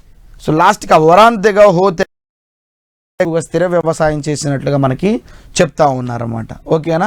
సో దీని ఒక వరుస క్రమం, గిరిజనుల యొక్క ఆర్థిక వ్యవస్థ యొక్క వరుస క్రమం ఒకసారి చెప్తున్నా చూడండి. వేరు ఆహార సంగ్రహణ. మొట్టమొదటిగా మానవుడు వేర్లు లాక్కొని తిన్నాడు. ఆ యొక్క అడవుల్లో ఉండేటువంటి కాండాలు, ఆకులు, వేర్లను పట్టుకున్నాడు. తర్వాత వేట మొదలు పెట్టాడు. మొట్టమొదటిగా వేట అంటే జంతువులను వేటాడడం కాదు, మానవుడు చేపలు పట్టాడు. కారణానికి జంతువులను వేటాడు, అది కూడా ఇలా పెద్ద పెద్ద బండరాలను ఉపయోగించాడు. మొట్టమొదటిగా మానవుడు ఒక పొడవాటి బండరాలను, పెద్ద పెద్ద బండరాలను, క్వార్టజైట్, స్టీటైట్ రాళ్ళను ఉపయోగించి ఆ యొక్క జంతువులపై దాడి చేసి చంపి తినేవాడు. తర్వాత మానవుడు కొంచెం అభివృద్ధి చెందాడు. పెద్ద రకాలైన ఆయుధాలు కాదు, చిన్న చిన్న పనిముట్లని, సూక్ష్మశిలలు, వీటిని మనం మైక్రోలిథిక్స్ అంటాం ఇండియన్ హిస్టరీలో. మన హిస్టరీ విభాగానికి వస్తే మైక్రోలిథిక్స్ అంటారు, సూక్ష్మశిలలు. సూక్ష్మశిలలు అంటే చిన్న ఉండేటువంటి ఆయుధాలతో పెద్ద పెద్ద జంతువుల్ని చంపడం. అలా వేట చేశాడు. తర్వాత పశుపోషణ చేశాడు, చెప్పాను నేను. తర్వాత పోడు వ్యవసాయం చేశాడు, చెప్పాను నేను. తర్వాత స్థిర వ్యవసాయం చేసుకున్నట్టు చెప్పాను. తర్వాత మానవుడు పారిశ్రామిక కార్మికులుగా మారాడు. తర్వాత ఉన్నత ఉద్యోగులుగా మారాడు. తర్వాత అనేక రకాల సేవారంగంలోకి వచ్చాడు. ఇది మానవుడి యొక్క జీవన విధానంలో ఆర్థిక వ్యవస్థ విధానం అనమాట. అంటే ఎక్కడ మొదలయ్యాడు? వేట దగ్గర మొదలైనటువంటి వీడి జీవన విధానము ఇవాల్టి వరకు సేవారంగం వరకు కూడా కొనసాగుతుందని చెప్పవచ్చు. ఇది మనకి గిరిజన తెగల్లో ఉండేటువంటి ఆర్థిక వ్యవస్థ యొక్క క్రమ విధానం. బిఎస్ గుహ చాలా ఇంపార్టెంట్. నెక్స్ట్ ఇకపోతే వాళ్ళ యొక్క ఆర్థిక వ్యవస్థ చాలా ఇంపార్టెంట్. నెక్స్ట్ ఇకపోతే కొంతమంది గిరిజనుల గురించి నేను డిస్కస్ చేస్తాను. కొంతమంది గిరిజనుల గురించి ఒకసారి మనం డిస్కస్ చేసుకున్నట్లయితే, గిరిజన తెగల్లో ఉండేటువంటి కొంతమంది గిరిజన తెగలు, కొన్ని గిరిజన తెగలు, ఫర్ ఎగ్జాంపుల్ చెంచులు. మన తెలంగాణ, ఆంధ్రప్రదేశ్ విషయం వచ్చిందంటే ఖచ్చితంగా గుర్తుపెట్టుకొని చాలా ఇంపార్టెంట్. వీళ్ళు గుంటూరు, ప్రకాశం, మహబూబ్ నగర్, కర్నూలు జిల్లాల్లో, అంటే ఆ సరిహద్దు ప్రాంతాలంటే నల్లమల్ల అడవుల్లో వీళ్ళు నివసిస్తున్నారు చెంచులు. వీళ్ళ ఆహార సంగ్రహణ దశలోనే ఉన్నారు, ఇంకా వీళ్ళు వేటాడే దశలోనే ఉన్నారు. వ్యవసాయాన్ని ఇంకా ఇష్టపడట్లేదు వీళ్ళు. ఇప్పుడు చాలామంది సామాజిక శాస్త్రవేత్తలు గిరిజనులపై అధ్యయనం చేసి కొంత డేటాని ఇచ్చారు. ఆ డేటాను మనం ఎక్స్ప్లెయిన్ చేసుకుంటున్నాం. వ్యవసాయాన్ని ఇంకా ఇష్టపడట్లేదు చెంచులు. అంటే వాళ్ళు ఇంకా దేంట్లో ఉంటున్నారు? ఆ వేర్లు తీసుకోవడము, సేకరించడము, లేకపోతే వేట చేయడం, వీటి మీదనే ఆధారపడి ఉన్నారు. నెక్స్ట్ ఇకపోతే ఆహారం నిల్వ ఉంచుకోవడానికి ఇష్టపడరు. ఎప్పటి ఆహారం అప్పుడే వాళ్ళు ఫ్రెష్గా ఆహారం తెచ్చుకొని తింటున్నారు. ఋతువులను బట్టి వీళ్ళు మకాలు మారుస్తారు. అంటే వాళ్ళ యొక్క విధానాన్ని స్థిర నివాసంగా ఉండట్లేదని చెప్తున్నాను నేను. అంటే వీళ్ళు ఋతువులను బట్టి వానాకాలము ఒక ప్రాంతంలో, మంచు టైంలో ఒక ప్రాంతంలో, వేసవి ప్రాంతంలో ఒక రకమైనటువంటి ఆ ప్రాంతాల్లో నివసిస్తుంటారు. వీళ్ళు ఋతువులను బట్టి మారుతూ ఉన్నారు. వీళ్ళు మాట్లాడే భాష తెలుగు మాండలికం యాసగా ఉంటుంది. చెప్పాను, వీళ్ళు యాస ఎక్కువగా ఉపయోగిస్తూ ఉంటారు, మాండలికాలు. బట్ భాష ఒకటే, తెలుగే. కాకపోతే లిపి మాత్రం వీళ్ళకి ఎక్కువగా లేకపోవడం. అంటే వీళ్ళు ఉపయోగించే ఇప్పుడిప్పుడే కాస్త దగ్గరికి వస్తున్నారు. నెక్స్ట్ ఇకపోతే వీరు నివసించేటువంటి ఆ యొక్క ప్రాంతాలను ఏమని పిలుస్తారంటే గూడేలు లేదా పెంటలు అని పిలుస్తారు. మనకి మోస్ట్ ఇంపార్టెంట్ గూడేల నుంచి ప్రశ్న అడిగే అవకాశం ఉంది. గూడేలు దాటితే గ్రామం, గ్రామం దాటితే పట్టణం, పట్టణం దాటితే అనేక రకాలైనటువంటి నగరాలు. మొట్టమొదటిగా గూడేలు, పెంటలని పిలుస్తారు. వీళ్ళు ఏర్పరచుకునే ఇంటి పేర్లు మనకి చాలా ఇంపార్టెంట్. వీళ్ళ ఇంటి పేర్లు ఒకసారి గమనించినట్లయితే వీళ్ళు ఇంటిని భూమిని అని, ఆర్తి అని, గుల్లా అని, జల్లి అంటే వాళ్ళు ఉండేటువంటి ఇల్లు జల్లి అని, దాసరి అని, కుడుములు అని, పులిచెర్ల అని, చిగుర్లా అని రకరకాలుగా పిలుస్తూ ఉంటారు వాళ్ళ ఇంటిని. నెక్స్ట్ ఇకపోతే వీళ్ళ వ్యవస్థ పితృస్వామ్య వ్యవస్థ కలదు. అంటే అధికారం తండ్రి చేతిలో ఉంటుంది, పురుషుడి చేతిలో ఉంటుంది. నెక్స్ట్ ఇకపోతే వీళ్ళు కూడా ఆడపిల్ల వివాహం తర్వాత ఆడపిల్ల ఇంటి పేరు మార్చుకొని వీళ్ళు భర్త ఇంటి పేరు పెట్టుకుంటారు. వీళ్ళలో కూడా ఏక వివాహం కలదు. వీళ్ళు కూడా చిన్న చిన్న బహుమతులు ఇచ్చిపుచ్చుకుంటూ ఉంటారు. కాకపోతే ఇక్కడ వస్తు మార్పిడి విధానం ఉంటుంది. ఒక వస్తువు ఇచ్చి ఇంకో వస్తువుని తీసుకోవడం.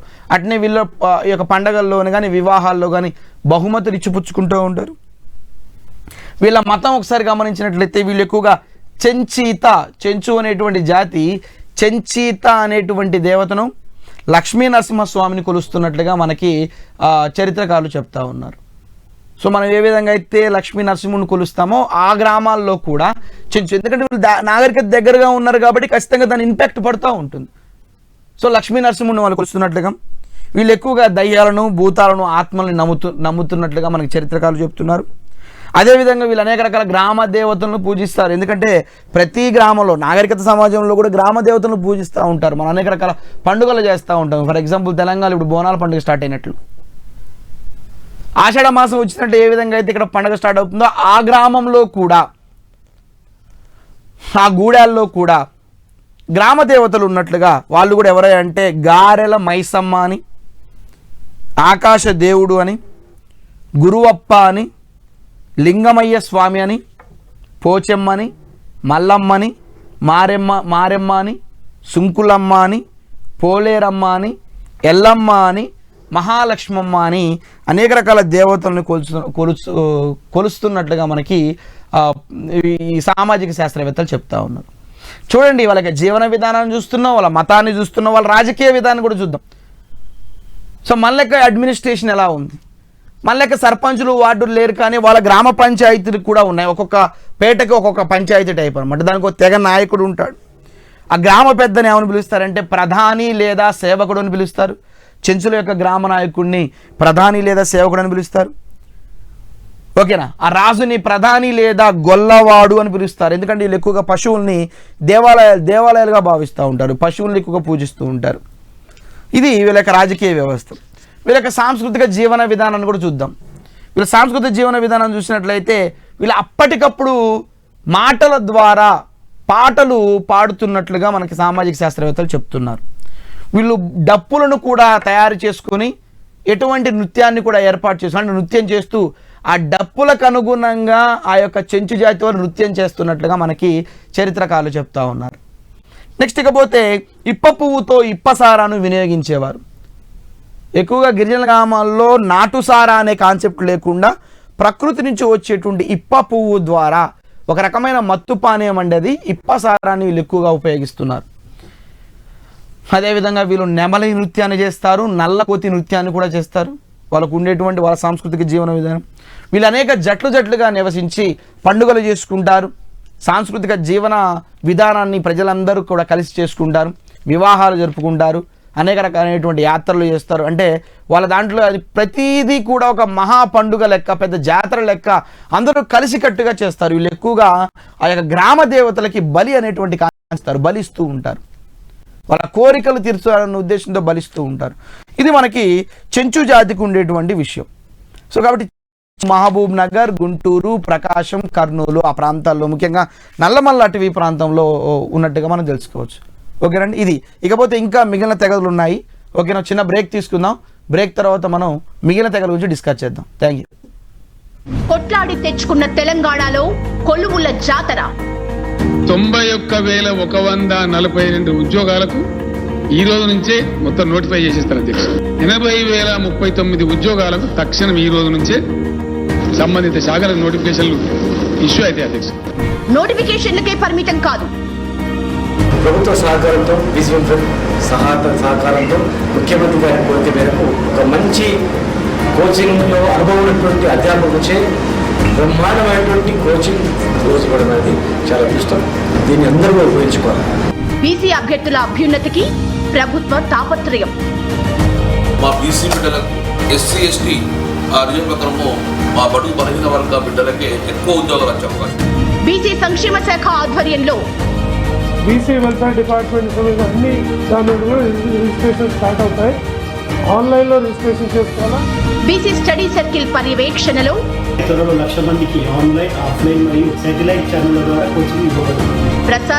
ప్రచార మాధ్యమాల ద్వారా ఉన్నత ఉచిత శిక్షణ.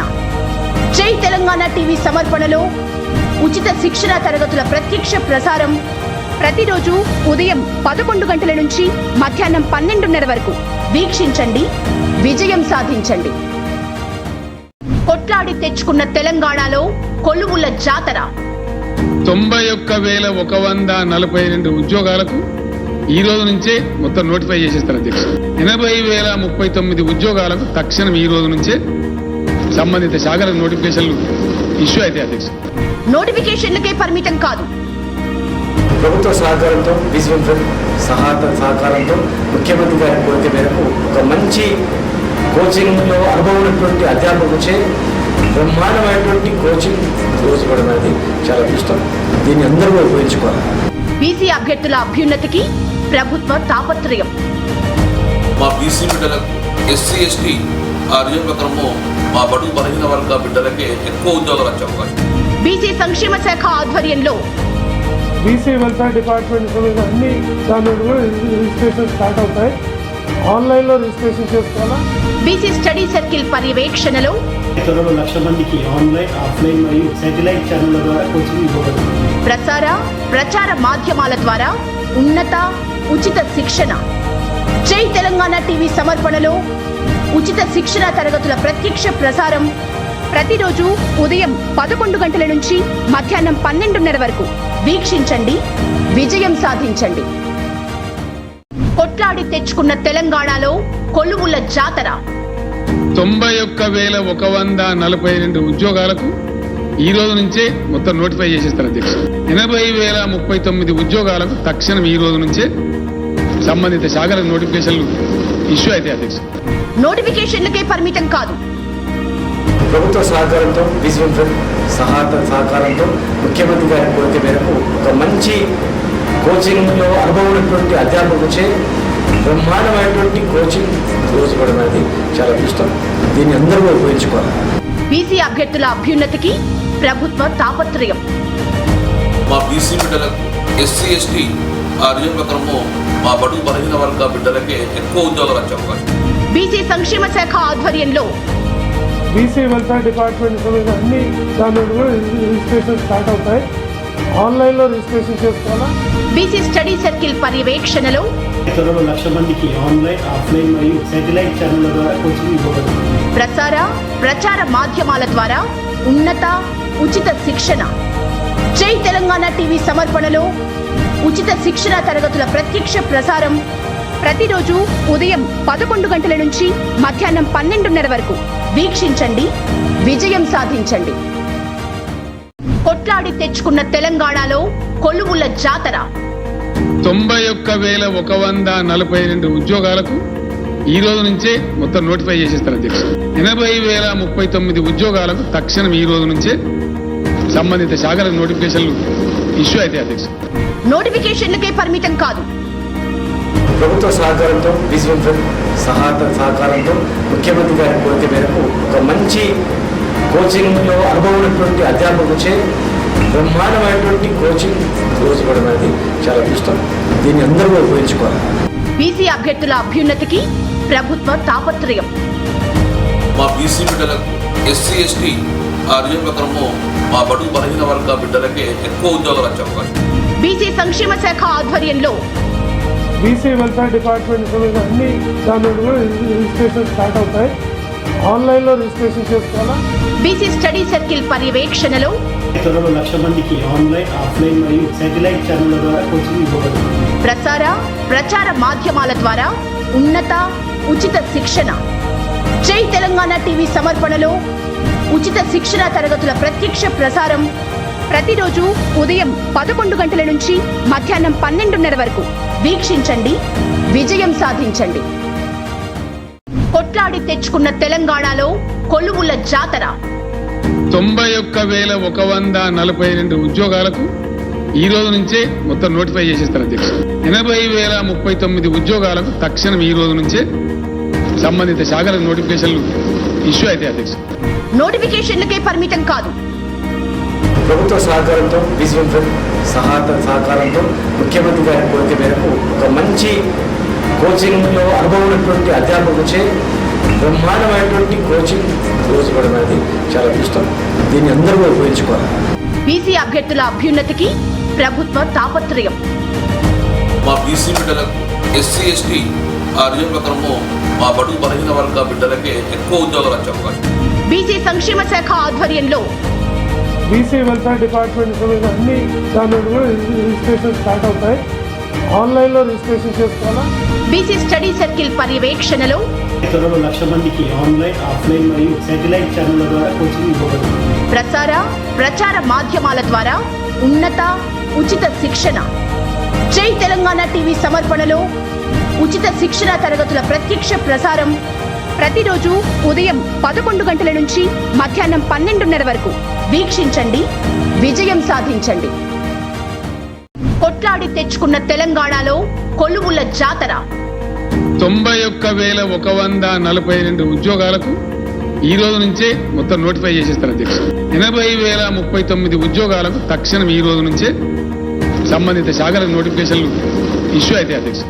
నోటిఫికేషన్లకే పరిమితం కాదు, ప్రభుత్వ సహకారంతో విజయం సహకారంతో ముఖ్యమంత్రి గారి కోరిక మేరకు ఒక మంచి కోచింగ్లో అనుభవం ఉన్నటువంటి అధ్యాపకులచే బ్రహ్మాండమైనటువంటి కోచింగ్ రోజు ఇవ్వడం అనేది చాలా ఇష్టం. దీన్ని అందరూ ఉపయోగించుకోవాలి. బీసీ అభ్యర్థుల అభ్యున్నతికి ప్రభుత్వ తాపత్రయం. మా బీసీ బిడ్డలకు ఎస్సీ ఎస్టీ రిజర్వ్ ప్రకారము మా బడుగు బలహీన వర్గ బిడ్డలకే ఎక్కువ ఉద్యోగాలు వచ్చే అవకాశం.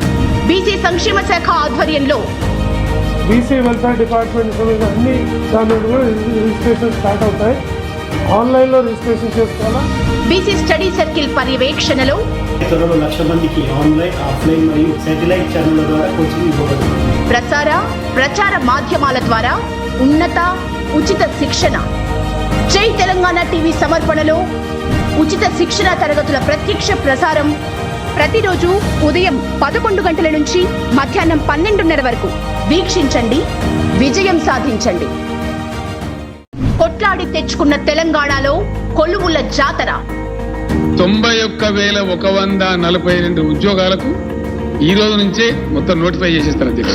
80,039 ఉద్యోగాలకు తక్షణం ఈ రోజు నుంచే సంబంధిత శాఖల నోటిఫికేషన్లు ఇష్యూ అయితే అధ్యక్ష. నోటిఫికేషన్లకే పరిమితం కాదు, ప్రభుత్వ సహకారంతో విజయం సహకారంతో ముఖ్యమంత్రి గారి కోరిక మేరకు ఒక మంచి కోచింగ్లో అనుభవం ఉన్నటువంటి అధ్యాపకులచే బ్రహ్మాండమైనటువంటి కోచింగ్ రోజు ఇవ్వడం అనేది చాలా ఇష్టం. దీన్ని అందరూ ఉపయోగించుకోవాలి. బీసీ అభ్యర్థుల అభ్యున్నతికి ప్రభుత్వ తాపత్రయం. మా బీసీ బిడ్డలకు ఎస్సీ ఎస్టీ రిజర్వ్ ప్రకారము మా బడుగు బలహీన వర్గ బిడ్డలకే ఎక్కువ ఉద్యోగాలు వచ్చే అవకాశం. బీసీ సంక్షేమ శాఖ ఆధ్వర్యంలో బీసీ వెల్ఫేర్ డిపార్ట్మెంట్ సంబంధించిన అన్ని దాని కూడా రిజిస్ట్రేషన్ స్టార్ట్ అవుతాయి. ఆన్లైన్లో రిజిస్ట్రేషన్ చేసుకోవాలా. బీసీ స్టడీ సర్కిల్ పర్యవేక్షణలో త్వరలో 1,00,000 మందికి ఆన్లైన్, ఆఫ్లైన్ మరియు శాటిలైట్ ఛానళ్ల ద్వారా కోచింగ్ ఇవ్వబడుతుంది. ప్రచార మాధ్యమాల ద్వారా ఉన్నత ఉచిత శిక్షణ. జై తెలంగాణ టీవీ సమర్పణలో ఉచిత శిక్షణ తరగతుల ప్రత్యక్ష ప్రసారం ప్రతిరోజు ఉదయం 11 గంటల నుంచి మధ్యాహ్నం 12:30 వరకు వీక్షించండి, విజయం సాధించండి. కొట్లాడి తెచ్చుకున్న తెలంగాణలో కొలువుల జాతర. 91,142 ఉద్యోగాలకు ఈ రోజు నుంచే మొత్తం నోటిఫై చేసేస్తారు అధ్యక్ష. 80,039 ఉద్యోగాలకు తక్షణం ఈ రోజు నుంచే సంబంధిత శాఖల నోటిఫికేషన్లు ఇష్యూ అయితే అధ్యక్ష. నోటిఫికేషన్లకే పరిమితం కాదు, ప్రభుత్వ సహకారంతో విజయం సహకారంతో ముఖ్యమంత్రి గారి కోరిక మేరకు ఒక మంచి కోచింగ్లో అనుభవం ఉన్నటువంటి అధ్యాపకులచే బ్రహ్మాండమైనటువంటి కోచింగ్ రోజు ఇవ్వడం అనేది చాలా ఇష్టం. దీన్ని అందరూ ఉపయోగించుకోవాలి. బీసీ అభ్యర్థుల అభ్యున్నతికి ప్రభుత్వ తాపత్రయం. మా బీసీ బిడ్డలకు ఎస్సీ ఎస్టీ రిజర్వ్ ప్రకారము మా బడుగు బలహీన వర్గ బిడ్డలకే ఎక్కువ ఉద్యోగాలు వచ్చే అవకాశం. బీసీ సంక్షేమ శాఖ ఆధ్వర్యంలో బీసీ వెల్ఫేర్ డిపార్ట్మెంట్ సంబంధించిన అన్ని దాని కూడా రిజిస్ట్రేషన్ స్టార్ట్ అవుతాయి. ఆన్లైన్లో రిజిస్ట్రేషన్ చేసుకోవాలా. బీసీ స్టడీ సర్కిల్ పర్యవేక్షణలో త్వరలో 1,00,000 మందికి ఆన్లైన్, ఆఫ్లైన్ మరియు శాటిలైట్ ఛానళ్ల ద్వారా కోచింగ్ ఇవ్వబడుతుంది. ప్రచార మాధ్యమాల ద్వారా ఉన్నత ఉచిత శిక్షణ. జై తెలంగాణ టీవీ సమర్పణలో ఉచిత శిక్షణ తరగతుల ప్రత్యక్ష ప్రసారం ప్రతిరోజు ఉదయం 11 గంటల నుంచి మధ్యాహ్నం 12:30 వరకు వీక్షించండి, విజయం సాధించండి. కొట్లాడి తెచ్చుకున్న తెలంగాణలో కొలువుల జాతర. 91,142 ఉద్యోగాలకు ఈ రోజు నుంచే మొత్తం నోటిఫై చేసేస్తారు అధ్యక్ష. 80,039 ఉద్యోగాలకు తక్షణం ఈ రోజు నుంచే సంబంధిత శాఖల నోటిఫికేషన్లు ఇష్యూ అయితే అధ్యక్ష. నోటిఫికేషన్లకే పరిమితం కాదు, ప్రభుత్వ సహకారంతో విజయం సహకారంతో ముఖ్యమంత్రి గారి కోరిక మేరకు ఒక మంచి కోచింగ్లో అనుభవం ఉన్నటువంటి అధ్యాపకులచే బ్రహ్మాండమైనటువంటి కోచింగ్ రోజు ఇవ్వడం అనేది చాలా ఇష్టం. దీన్ని అందరూ ఉపయోగించుకోవాలి. బీసీ అభ్యర్థుల అభ్యున్నతికి ప్రభుత్వ తాపత్రయం. మా బీసీ బిడ్డలకు ఎస్సీ ఎస్టీ రిజర్వ్ ప్రకారము మా బడుగు బలహీన వర్గ బిడ్డలకే ఎక్కువ ఉద్యోగాలు వచ్చే అవకాశం. బీసీ సంక్షేమ శాఖ ఆధ్వర్యంలో బీసీ వెల్ఫేర్ డిపార్ట్మెంట్ సంబంధించిన అన్ని దాని కూడా రిజిస్ట్రేషన్ స్టార్ట్ అవుతాయి. ఆన్లైన్లో రిజిస్ట్రేషన్ చేసుకోవాలా. బీసీ స్టడీ సర్కిల్ పర్యవేక్షణలో త్వరలో 1,00,000 మందికి ఆన్లైన్, ఆఫ్లైన్ మరియు శాటిలైట్ ఛానళ్ల ద్వారా కోచింగ్ ఇవ్వబడుతుంది. ప్రచార మాధ్యమాల ద్వారా ఉన్నత ఉచిత శిక్షణ. జై తెలంగాణ టీవీ సమర్పణలో ఉచిత శిక్షణ తరగతుల ప్రత్యక్ష ప్రసారం ప్రతిరోజు ఉదయం 11 గంటల నుంచి మధ్యాహ్నం 12:30 వరకు వీక్షించండి, విజయం సాధించండి. కొట్లాడి తెచ్చుకున్న తెలంగాణలో కొలువుల జాతర. 91,142 ఉద్యోగాలకు ఈ రోజు నుంచే మొత్తం నోటిఫై చేసేస్తారు అధ్యక్ష. 80,039 ఉద్యోగాలకు తక్షణం ఈ రోజు నుంచే సంబంధిత శాఖల నోటిఫికేషన్లు ఇష్యూ అయితే అధ్యక్ష. నోటిఫికేషన్లకే పరిమితం కాదు. ప్రభుత్వ సహకారంతో విజన్ సహకారంతో ముఖ్యమంత్రి గారి కోరిక మేరకు ఒక మంచి కోచింగ్లో అనుభవం ఉన్నటువంటి అధ్యాపకులచే బ్రహ్మాండమైనటువంటి కోచింగ్ రోజు ఇవ్వడం అనేది చాలా ఇష్టం. దీన్ని అందరూ ఉపయోగించుకోవాలి. బీసీ అభ్యర్థుల అభ్యున్నతికి ప్రభుత్వ తాపత్రయం. మా బీసీ బిడ్డలకు ఎస్సీ ఎస్టీ రిజర్వ్ ప్రకారము మా బడుగు బలహీన వర్గ బిడ్డలకే ఎక్కువ ఉద్యోగాలు వచ్చే అవకాశం. బీసీ సంక్షేమ శాఖ ఆధ్వర్యంలో బీసీ వెల్ఫేర్ డిపార్ట్మెంట్ సంబంధించిన అన్ని దాని కూడా రిజిస్ట్రేషన్ స్టార్ట్ అవుతాయి. ఆన్లైన్లో రిజిస్ట్రేషన్ చేసుకోవాలా. బీసీ స్టడీ సర్కిల్ పర్యవేక్షణలో త్వరలో 1,00,000 మందికి ఆన్లైన్, ఆఫ్లైన్ మరియు శాటిలైట్ ఛానళ్ల ద్వారా కోచింగ్ ఇవ్వబడుతుంది. ప్రచార మాధ్యమాల ద్వారా ఉన్నత ఉచిత శిక్షణ. జై తెలంగాణ టీవీ సమర్పణలో ఉచిత శిక్షణ తరగతుల ప్రత్యక్ష ప్రసారం ప్రతిరోజు ఉదయం 11 గంటల నుంచి మధ్యాహ్నం 12:30 వరకు వీక్షించండి, విజయం వెల్కమ్ బ్యాక్. సో మనం చెంచుల యొక్క జీవన విధానాన్ని చూసాం. అంటే గిరిజనలో భాగంగా ఒక్కొక్కల గురించి, తోడాల గురించి, కాశీల గురించి, గోండుల గురించి, మనకు మోస్ట్ ఇంపార్టెంట్ చెంచులు, గోండులు గురించి ఎగ్జామినేషన్లో అడిగే అవకాశం. చెంచుల తర్వాత తమిళనాడులో నీలగిరి కొండల్లో నివసిస్తున్నటువంటి అతి ముఖ్యమైన తెగ ఏంటంటే తోడాలు. ఆ తెగ పేరే తోడా తెగ అండి. చాలా చాలా ఇంపార్టెంట్ వీళ్ళ గురించి ఒకసారి చూద్దాం. వీళ్ళు తమిళనాడులో నీలగిరి కొండల్లో నివసిస్తారు చెప్పాను. 2011 జనాభా లెక్కల నివేదికలో 2,002 మంది, అంటే 2,002 మంది తోడాలు మాత్రమే ఉన్నట్లుగా మనకి 2011 జనాభా. అంటే గణాంకాలు చాలా ఇంపార్టెంట్. ఈ నీలగిరి కొండల్లో తోడాలే కాకుండా ఇంకొంతమంది తెగలు ఉన్నారు. ఆ తెగల పేర్లు ఇంపార్టెంట్. బడగా అనేటువంటి ఒక తెగ, కోట అనేటువంటి ఒక తెగ, కురుంబ అనేటువంటి ఒక తెగ, ఇరులా అనేటువంటి, అంటే నీలగిరి కొండల్లో తోడాలతో పాటు ఇదే కొండల్లో నివసిస్తున్న వేరు వేరు తెగ పేర్లు ఇంపార్టెంట్. వీళ్ళ యొక్క ఆర్థిక వ్యవస్థ పశుపోషణ ఆర్థిక వ్యవస్థ పోతున్నారు ఇప్పుడే. అంటే ఆ వేట నుంచి పశుపోషణకు వచ్చారు. ఇక మీ అందరూ తెలుసు, పశుపోషణకు వచ్చాడు అంటే ఆటోమేటిక్గా వ్యవసాయము స్టార్ట్ అవుతుంది ఇక. సో ఇప్పటి వరకు పశువులను మచ్చిక చేసుకున్నాడు. వీడి యొక్క ఆర్థిక వ్యవస్థ పశుపోషణ ఆర్థిక వ్యవస్థగా చెప్పుకోవచ్చు. నెక్స్ట్ వీళ్ళకు ఉన్నటువంటి విధానం ఏంటంటే నాగలి పెట్టి భూమిని దున్నరు. భూమిని దున్నే విధానము ఒక తోడాల దగ్గర గమనించవచ్చు. నెక్స్ట్ ఇకపోతే వీళ్ళ అడవుల్లో వీళ్ళకి ఆహార విధానం, ఆ కంద మూలాలను ఆ కాండంతో పాటు కింది భాగంలో ఉన్నటువంటి వేర్లను తెంపుకొని వీళ్ళ యొక్క ఆహారాన్ని సమపార్జన చేసుకుంటారు, తింటూ ఉంటారు. అంటే వేర్ల ద్వారా ఆహారాన్ని నింపుకుంటారని దీని అర్థం. వీళ్ళు శాకాహారులు ఎక్కువగా, సో మాంసాన్ని తక్కువగా తింటారు. వీళ్ళు ఎక్కువగా పాలు, పెరుగు వంటి డైరీ పదార్థాలను ఉపయోగిస్తారు. ఎందుకంటే వీళ్ళ పశుపోషణ ఆర్థిక వ్యవస్థ కాబట్టి. ఏదో అప్పుడప్పుడు మాత్రమే, ఏదన్నా ఉత్సవాలు జరిగినప్పుడు మాత్రమే వేటకు వెళ్ళి మాంసాన్ని తీసుకొచ్చి ఆ తెగ మొత్తం కూడా ఆ టైంలో మాత్రమే మాంసాన్ని ఎక్కువగా తింటారు. అదర్వైజ్ వీళ్ళు ఎక్కువగా శాకాహారులు అని చెప్పుకోవచ్చు.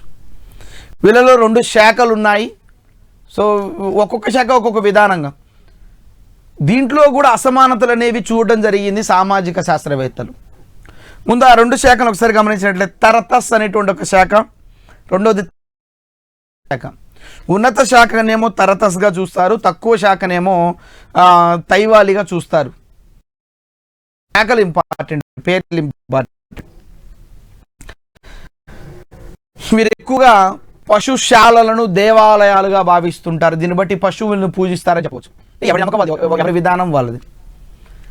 వాళ్ళేమో మత విశ్వాసాలు ఎక్కువగా ఉంటే వీళ్ళ మత విశ్వాసాలు పశువుల మీద ఉన్నాయి. ఆ పశువులు కట్టేసేటువంటి ఆ స్థావరాలను మీరు దేవాలయాలుగా భావిస్తారు, చాలా పవిత్రంగా కొలుస్తారట. వీళ్ళ కుటుంబ వ్యవస్థ ఒకసారి గమనించినట్లయితే బహుభర్తృత్వం ఎక్కువగా అమల్లో ఉంది. బహుత్వం, భర్తలు, ఎక్కువ మంది భర్తలు.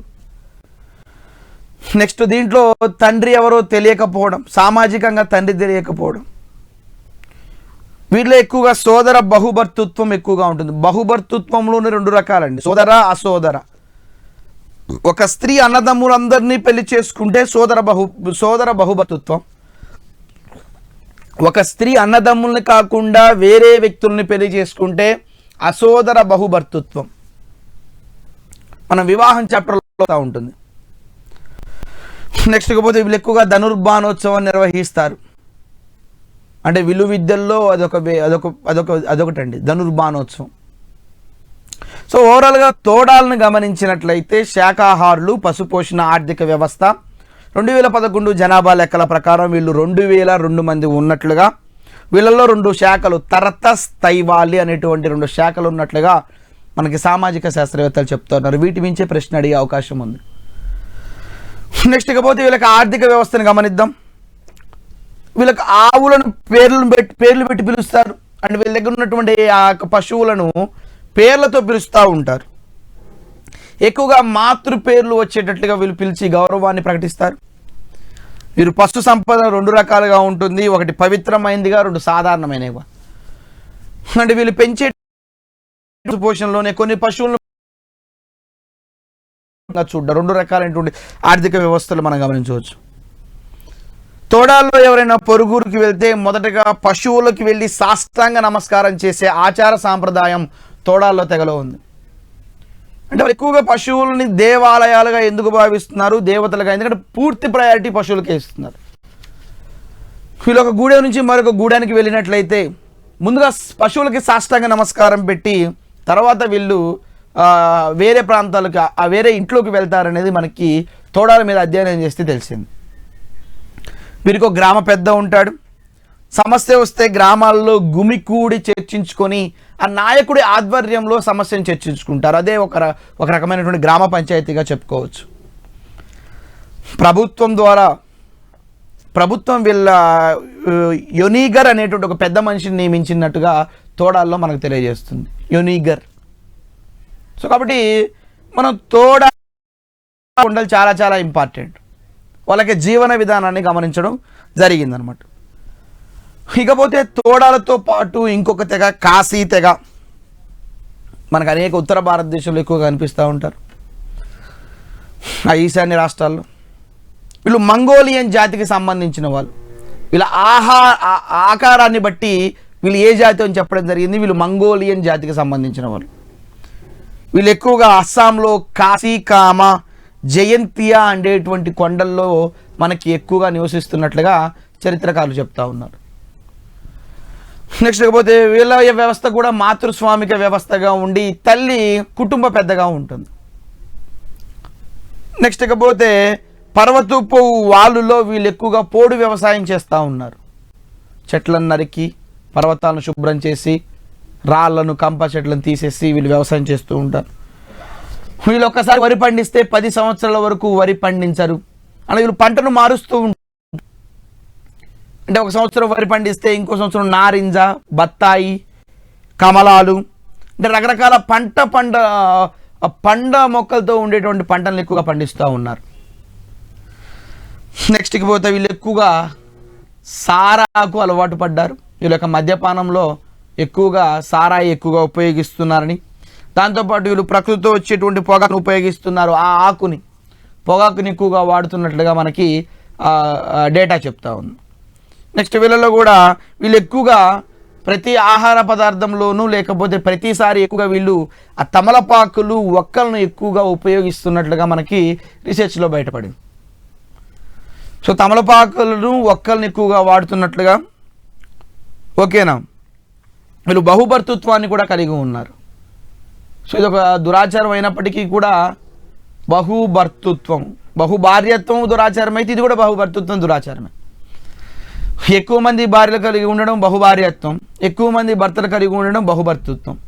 ఈ కేటగిరీలో బహుభర్తృత్వం కారణం ఏంటంటే మాతృస్వామిక వ్యవస్థ. హైయెస్ట్ ప్రయారిటీ తల్లికి ఉంది, స్త్రీకి ఉంది. నెక్స్ట్ కాశీల తర్వాత ఇంకొక తెగ గోండు తెగ, మోస్ట్ ఇంపార్టెంట్. తెలంగాణలో మనకి చాలా చాలా ఇంపార్టెంట్. ఆదిలాబాద్ వంటి ప్రాంతాలు ఎక్కువగా కనిపిస్తూ ఉంటుంది. మధ్యప్రదేశ్, ఒరిస్సా, తెలంగాణ, మహారాష్ట్ర, ఉత్తరప్రదేశ్లో మనకి గోండు జాతి ఎక్కువగా కనిపిస్తూ ఉంటుంది. తెలంగాణలో మనకి ఎక్కువగా ఆదిలాబాద్ జిల్లాలో గోండు జాతి ఎక్కువగా కనిపిస్తూ ఉంది. గోండు జాతి గోండు భాషను మాట్లాడుతున్నట్లుగా, గోండు భాష, వాళ్ళ భాష పేరే గోండు, బట్ లిపి లేదు. నేను చెప్పాను భాష ఉంటుంది కానీ లిపి లేకపోవడం. వీళ్ళు ఎక్కువగా పశువుల పెంపకము, పోడు వ్యవసాయము, వేట, ముఖ్యంగా చేపలు పట్టడం లాంటివి ఎక్కువగా చేస్తూ ఉంటారు గోండు జాతి వారు. వీళ్ళ యొక్క ఆర్థిక వ్యవస్థ గమనించినట్లయితే పోడు వ్యవసాయము, తర్వాత పశు పోషణ, డైరీ ఫార్మింగ్, అంతేకాకుండా పెట్టడం, వేట చేయడం, జంతువుల్ని చంపడం, ఆహారాన్ని మాంసాన్ని సంగ్రహించడం వీళ్ళ యొక్క ప్రధానమైన ఆర్థిక వ్యవస్థగా చెప్పుకోవచ్చు. వీళ్ళు ఎక్కువగా మెట్ట పంటలైనటువంటి పెసలు, నువ్వులు, శనగలు, కందులు వంటి పంటలు పండిస్తున్నారు. వీరి కులదేవత చాలా ఇంపార్టెంట్. తాబేలు అంటే జంతువుల్ని దేవతగా తీసుకునే విధానం మనకి గిరిజనుల దగ్గర నుంచే వచ్చింది. మనం కూడా చాలామంది ఆవుల్ని పూజిస్తూ ఉంటారు. హిందూ మతం డైరెక్ట్గా ఆవుడిని అన్నదా వన్నదా సుఖదా అని పిలిచింది. 33 కోట్ల సకల దేవతలు గోమాతలో ఉన్నాయని హిందూ మతం ఏ విధంగా నమ్మిందో వీళ్ళ దేవతల్లో కూడా జంతువులను తీసుకునేటువంటి ఆచారం ఉంది. వీళ్ళ కులదేవత ఒకసారి గమనించినట్లయితే తాబేలు మొసలిని కులదేవతగా పరిగణించారు. అంతేకాకుండా వీళ్ళు అనేక రకాలైన జంతువులను కూడా పూజిస్తున్నారు. ప్రతి తెగకి కూడా గ్రామ పంచాయతీ ఆధ్వర్యంలో ఒక నాయకుడు ఉంటాడు. ఆ గ్రామ పెద్దని దేవుడు అని పిలుస్తారు. ఆ దేవుడిని వీళ్ళు ఏమని పిలుస్తారంటే పెర్స్పన్ అనేటువంటి పదంతో పిలుస్తారు. పెర్స్పన్ వస్తున్నాడు అంటే దేవుడు వస్తున్నాడు. గ్రామ నాయకుడిని దేవుడిగా కొలుస్తూ ఉంటారు. నెక్స్ట్ పోతే గోండులు ఎక్కువగా ఓలి ఇచ్చి వివాహం చేసుకుంటున్నారు. భారతదేశంలో 2 రకాల సాంప్రదాయాలు ఉన్నాయి మిత్రులారా. ఒకటి వరకట్నము, 2 ఓలి. ఓలి అంటే నథింగ్ బట్ కన్యాశుల్కం. వరుడు వధువుని కొనుక్కోవడం, వధువు వరుణ్ణి కొనుక్కోవడం, 2 రకాల థియరీలు ఉన్నాయి. వరుడు వధువును కొనుక్కుంటుంటే వరకట్నం అని, వధువు వరుణ్ణి కొనుక్కుంటూ ఉంటే ఓలి అని పిలుస్తూ ఉంటారు. సో ఇప్పుడు గోండుల్లో ఎక్కువగా ఓలి సాంప్రదాయం ఉంది. భారతదేశంలో ఉండేటువంటి దాదాపు 545 సమాజాల్లో ఎక్కువగా వరకట్నం కాదండి, ప్రపంచం మొత్తం మీద కన్యాశుల్కం ఎక్కువగా నడుస్తూ ఉంటుంది. నెక్స్ట్ ఇకపోతే ఓలి ఇచ్చుకోలేనప్పుడు అంటే కన్యాశుల్కం ఇచ్చుకోలేనప్పుడు మోస్ట్ ఆఫ్ ది గోండుల్లో రాక్షస వివాహాలు జరుగుతాయి. ఏంటి రాక్షస వివాహం? ఆ ఇద్దరు వరుడు వధువు ఇష్టపడితే లేచిపోయి పెళ్లి చేసుకోవడాన్ని రాక్షస వివాహం అని పిలుస్తారు. ఇక్కడ ఇద్దరికి ఇష్టం ఉంటుంది, వరుడుకుంటుంది, వధువుకుంటుంది. ఎవరు వ్యతిరేకిస్తారు? తల్లిదండ్రులు వ్యతిరేకిస్తారు. దాన్ని రాక్షస వివాహం అంటారు. ఓకేనా? సో అది గోండుల్లో మనకి ఎక్కువగా కనపడేటువంటి విధానంగా చెప్పుకోవచ్చు. గోండుల తర్వాత మనకి ఇంకొక ఇప్పుడిప్పుడే నాగరికత సమాజానికి దగ్గరగా ఉంటున్నటువంటి ఒక తెగ ఏంటంటే లంబాడీలు. వీళ్ళని బంజారాలు అని పిలుస్తారు. భారతదేశం మొత్తం మీద కూడా వీళ్ళు ఉన్నట్లుగా మనకు తెలుస్తూ ఉంది. లాంబాడాల గురించి ఒకసారి గమనించినట్లయితే భారతదేశంలో దాదాపు 7 కోట్ల మంది లాంబాడాలు ఉన్నట్లుగా 2011 జనాభా లెక్కల్లో మనకు తెలియజేస్తున్నారు. వీరు ఉత్తర భారతదేశం నుంచి వచ్చిన రాజపుత్రులు దక్షిణ భారతదేశంలో ఉన్నటువంటి స్థానిక మహిళలను పెళ్లి చేసుకొని లంబాడాలుగా మారినట్టుగా మనకు చరిత్రకారులు చెప్తా ఉన్నారు. అంటే వీళ్ళు వలస వచ్చారు, ఉత్తర భారతదేశం నుంచి దక్షిణ భారతదేశంకి వలస వచ్చారు. వీళ్ళు ఎప్పుడైతే దక్షిణ భారతదేశంకి వలస రావడం గల కారణం ఏమిటంటే వీళ్ళు యాక్చువల్లీ రాజపుత్ర రాజ్యానికి సంబంధించినటువంటి వ్యక్తులు. వీళ్ళు దక్షిణ భారతదేశం వచ్చి స్థానికంగా ఉన్నటువంటి ఆ గూడాల్లో ఉన్నటువంటి మహిళల్ని పెళ్లి చేసుకొని వీళ్ళు గిరిజనులుగా లంబాడాలుగా అవతారం ఎత్తారు. నెక్స్ట్ ఇకపోతే దేశవ్యాప్తంగా ఉండేటువంటి ఒకసారి లంబాడాలని ఏమని పిలుస్తారో చూద్దాం. అంటే ఒక్కొక్క రాష్ట్రంలో ఒక జీవన విధానం సేమ్, బట్ పేర్లు వేరన్నమాట. తెలంగాణలో వీళ్ళని లంబాడీలు లేదా బంజారాలు అని పిలుస్తారు. ఆంధ్రప్రదేశ్లో వీళ్ళని సుగాలి లేదా లంబాడి అని పిలుస్తారు. ఉత్తరప్రదేశ్ మరియు ఛత్తీస్గఢ్లో వీళ్ళని బంజారాలు అని పిలుస్తారు. నెక్స్ట్ హర్యానాలో వీళ్ళని సిరికీవాలా, హర్యానాలో వీళ్ళని సిరికీవాలా అని పిలుస్తారు. ఎవరిని? బంజారాలని. బీహార్ జార్ఖండ్లో వీళ్ళని వనజారా అని పిలుస్తారు. కర్ణాటకలో వీళ్ళని లమాని లేదా లంబాడి అని పిలుస్తారు. తమిళనాడులో మోస్ట్ ఇంపార్టెంట్ సుగాలి అని పిలుస్తారు. పక్కనే ఉంటున్న తమిళనాడు రాష్ట్రంలో బంజారాలని సుగాలి అని పిలుస్తారు. రాజస్థాన్లో గవారియా అని పిలుస్తారు. రాజస్థాన్లో వీళ్ళని గవారియా అని పిలుస్తారు. పంజాబ్లో సిరికీవాలా, పంజాబ్లో వీళ్ళ పేర్లే వేరండి, జీవన విధానం ఒకటే, సిరికీవాలా అని పిలుస్తారు. ఢిల్లీలో సిరికి బాంద్ అంటే బంజారాలు, ఢిల్లీలో పిలుస్తారు. మహారాష్ట్రలో గవరా కంగ్సిమా అని పిలుస్తారు. ఒరిస్సాలో లంబాడీలు అని పిలుస్తారు. సో ఓవరాల్గా మీరు గమనించినట్లయితే తెలంగాణ, ఆంధ్రప్రదేశ్, ఒరిస్సా, ఇకపోతే తమిళనాడు మనకి చాలా చాలా ఇంపార్టెంట్. తమిళనాడులో సుగాలి అని, ఒరిస్సాలో లంబాడి అని, ఆంధ్రప్రదేశ్లో సుగాలి లంబాడి అని, తెలంగాణలో లంబాడి అని పిలుస్తూ ఉంటారు.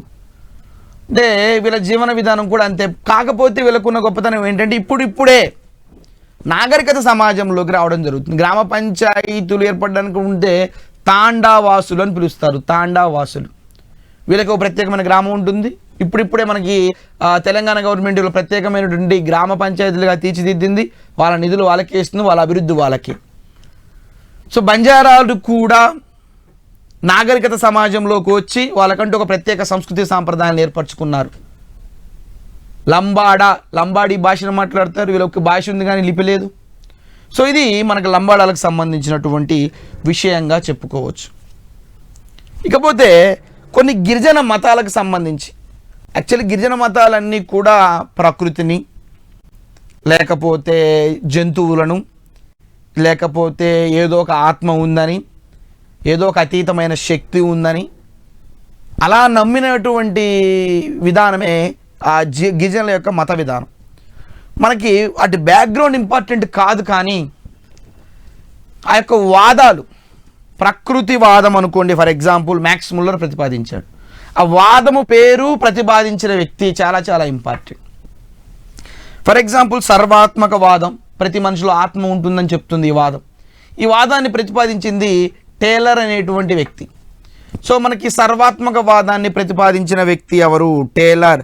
అంతకంటే బిట్ అడిగే అవకాశం లేదు. నెక్స్ట్ ఇకపోతే జీవాత్మక వాదాన్ని ప్రతిపాదించింది ఎవరు? మారెట్ ఫ్రాయిన్, ఆర్ఆర్ మారెట్ అని పిలుస్తారు అతన్ని షార్ట్కట్లో, జీవాత్మక వాదం. నెక్స్ట్ ప్రకృతి వాదాన్ని ప్రతిపాదించిన వ్యక్తి మ్యాక్స్ ముల్లర్. దీని ప్రకారం మతం అనేది ప్రకృతి నుండే పుట్టింది. ఏమంటాడు అంటే మానవుడు మొట్టమొదటిగా ప్రకృతికి భయపడ్డ తర్వాత మానవుడు ప్రకృతిని పూజించడం మొదలుపెట్టాడు, అలాగనే వచ్చింది మతం అని చెప్పేసి మ్యాక్స్ ముల్లర్ చెప్తా ఉన్నాడు. నెక్స్ట్ ఇకపోతే టోటెం వాదం. యాక్చువల్లీ మనం ఇవాళ అందరం టాటూలు వేయించుకుంటాం నాగరికత సమాజంలో. ఆ టోటెం గిరిజన ప్రజలు తమ గిరిజనులు అని చెప్పుకోవడం కోసము అనేక జంతువుల బొమ్మలు, పక్షుల బొమ్మలు తమ ఒంటిపైన, ఇంటిపైన వేయించుకునేవారు.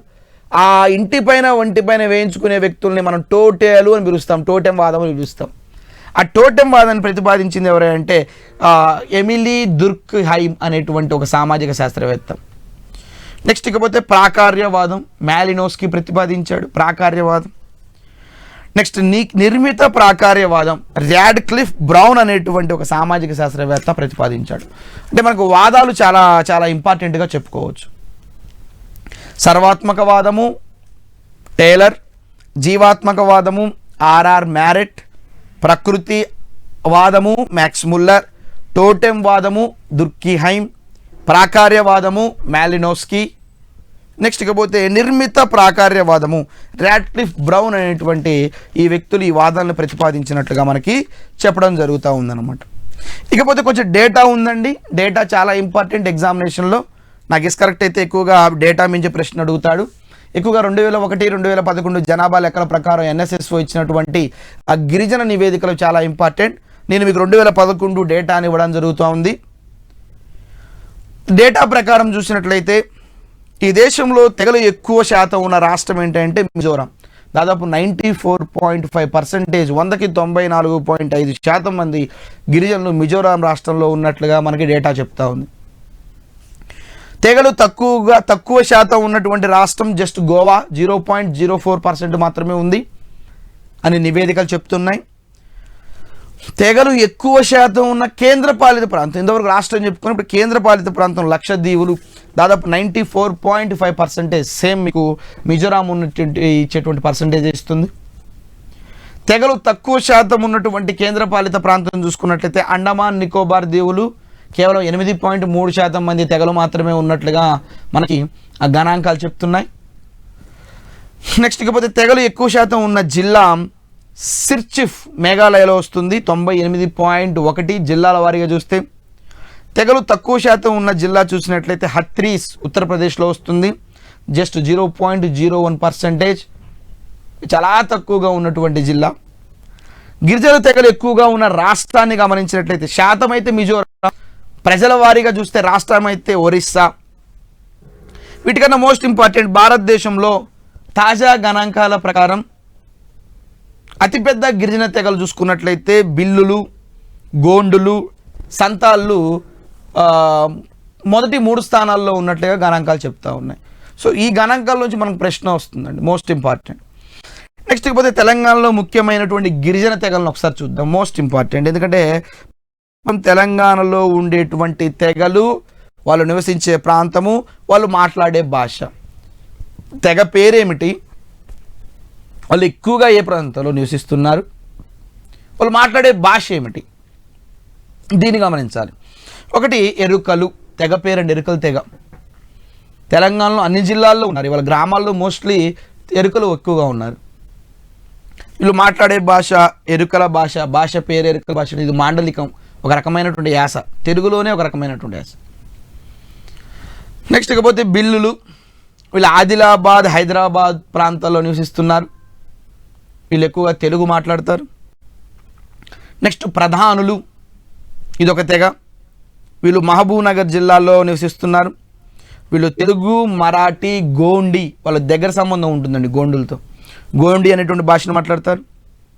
నెక్స్ట్ అంద్ అనేటువంటి ఒక తెగ ఆదిలాబాదులో ఉన్నారు, వీళ్ళు మాట్లాడే భాష కోలం, తెలుగు.